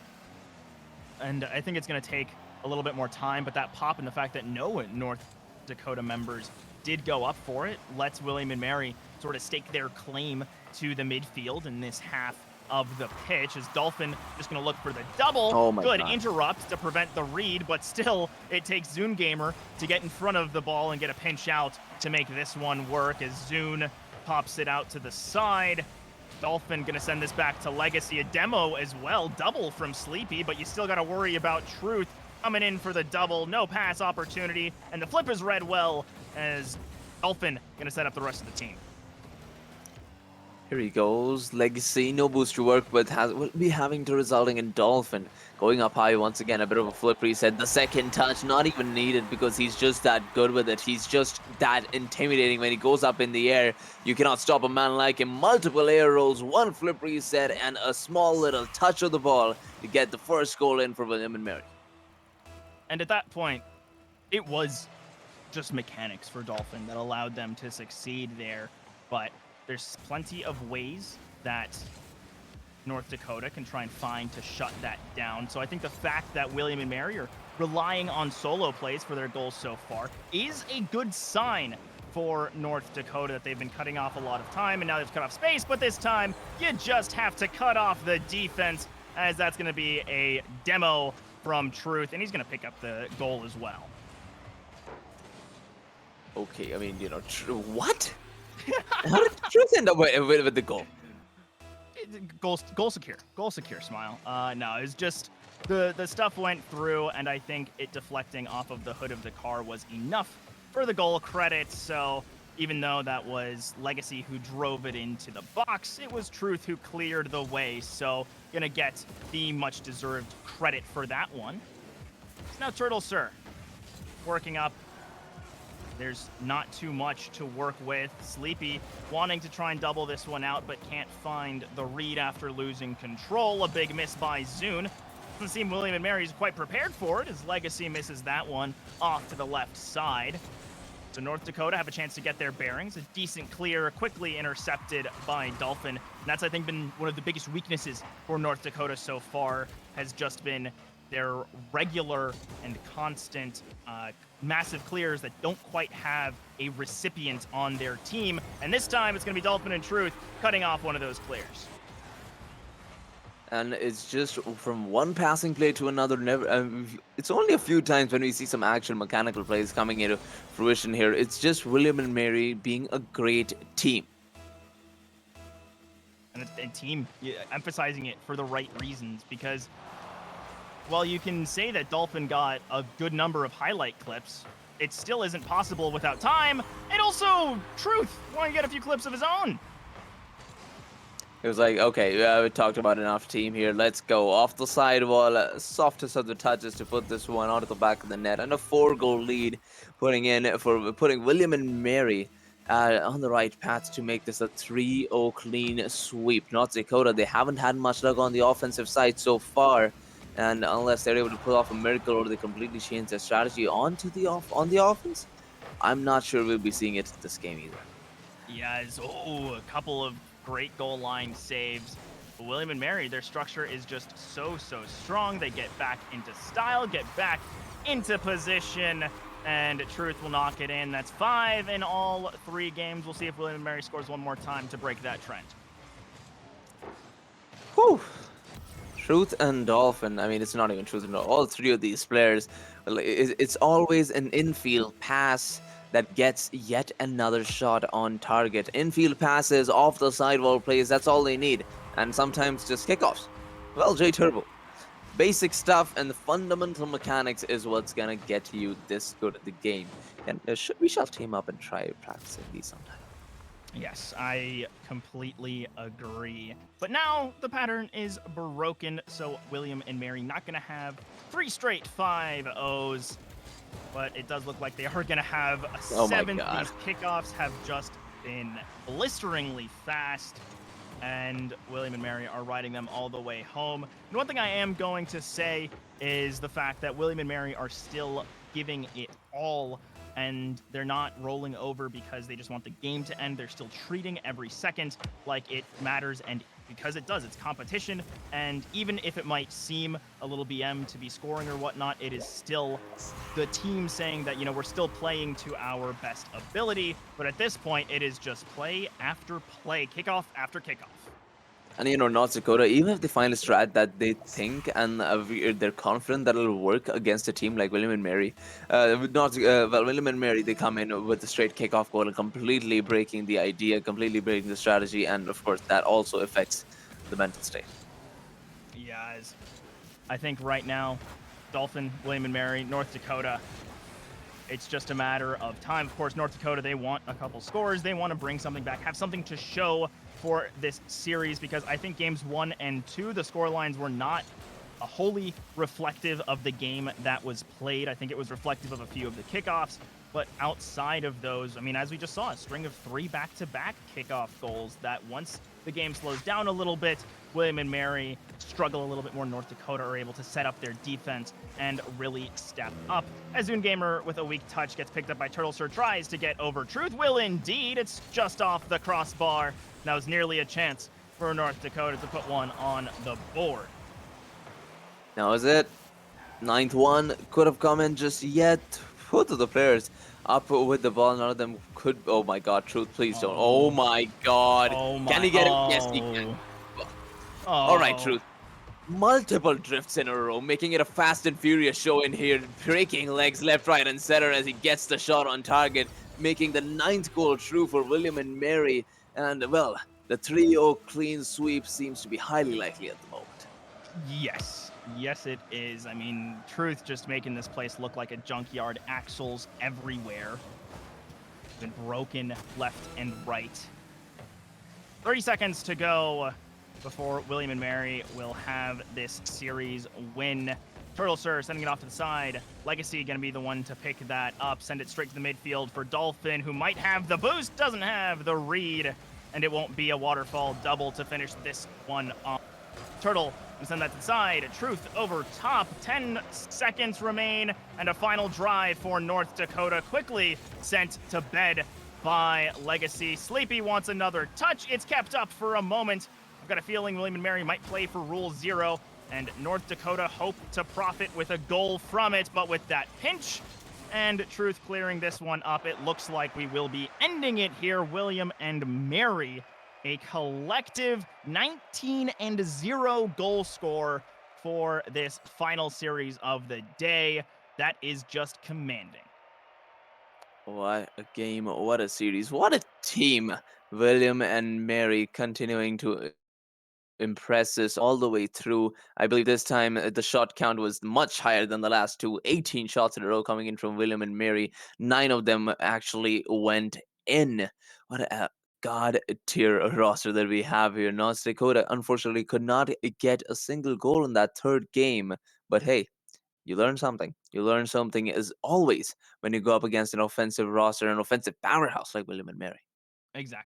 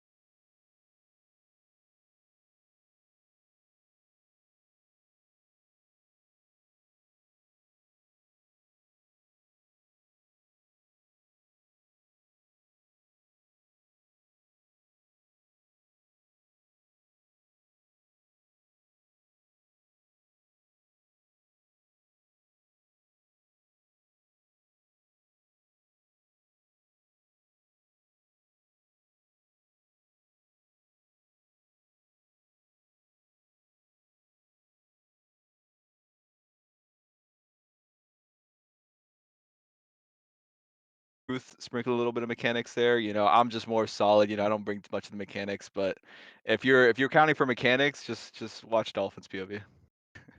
Yeah, absolutely. I mean, we saw multiple flip resets. I don't know, we saw like 5 or 6 flip resets spread throughout the series. It was a lot of fun. But William and Mary are going to be going up against, I believe, Butler University next week and University of Tennessee the next after that. So, what kind of change of plans or strategies do you have in mind for the upcoming weeks? Think we sort of went into this matchup, as we with other matchups. We went with pretty high scrims, pretty high ranked games. So I guess bringing the same thing, Butler and UTK, they're both really quality teams. Butler Mhm. being a bit higher than us, but obviously we feel like that just because how we played this week, last week, I think we can get those wins. And obviously UTK, we have a big history with them. They're obviously in our conference, but we also have played against them twice. Gotten the better side of 2 of those. So we're looking to just repeat those and looking forward to that. Great to hear. And I've loved seeing you guys develop since I was first able to see y'all as a squad last year. And to now, the growth is absolutely amazing. And that kind of growth happens from a whole lot of help. So for you, Legacy, chance to shout out whoever you would like. The floor is yours. Yep. Shout out to my girlfriend. I know she's watching right now. Shout out to Kev or Truth and Dolphin. Bringing it around with these week practices, keeping the team solid. Huge shout out to them. Right now we're at the ETARC, so huge shout out to the whole William Mary Esports program. Giving us the equipment to be here and play and competing with you guys. So thank you so much. Thank you so much for coming on. Really loved having you on and getting to hear inside the minds of William and Mary. And for all of y'all at home, that's our final show of the night. That's it for me and Flater. But of course, there's still one more EGFC matchup. It'll be over on official EGF. So if you can't get enough Rocket League, head over there to see some more. But as for now, that's it from us. I've been J Turbo. This has been Flater. And of course, behind the scenes, Paz has been knocking it all down, keeping it locked up. So huge thank you to our production and huge thank you to you at home who let us do what we love. Have a wonderful night.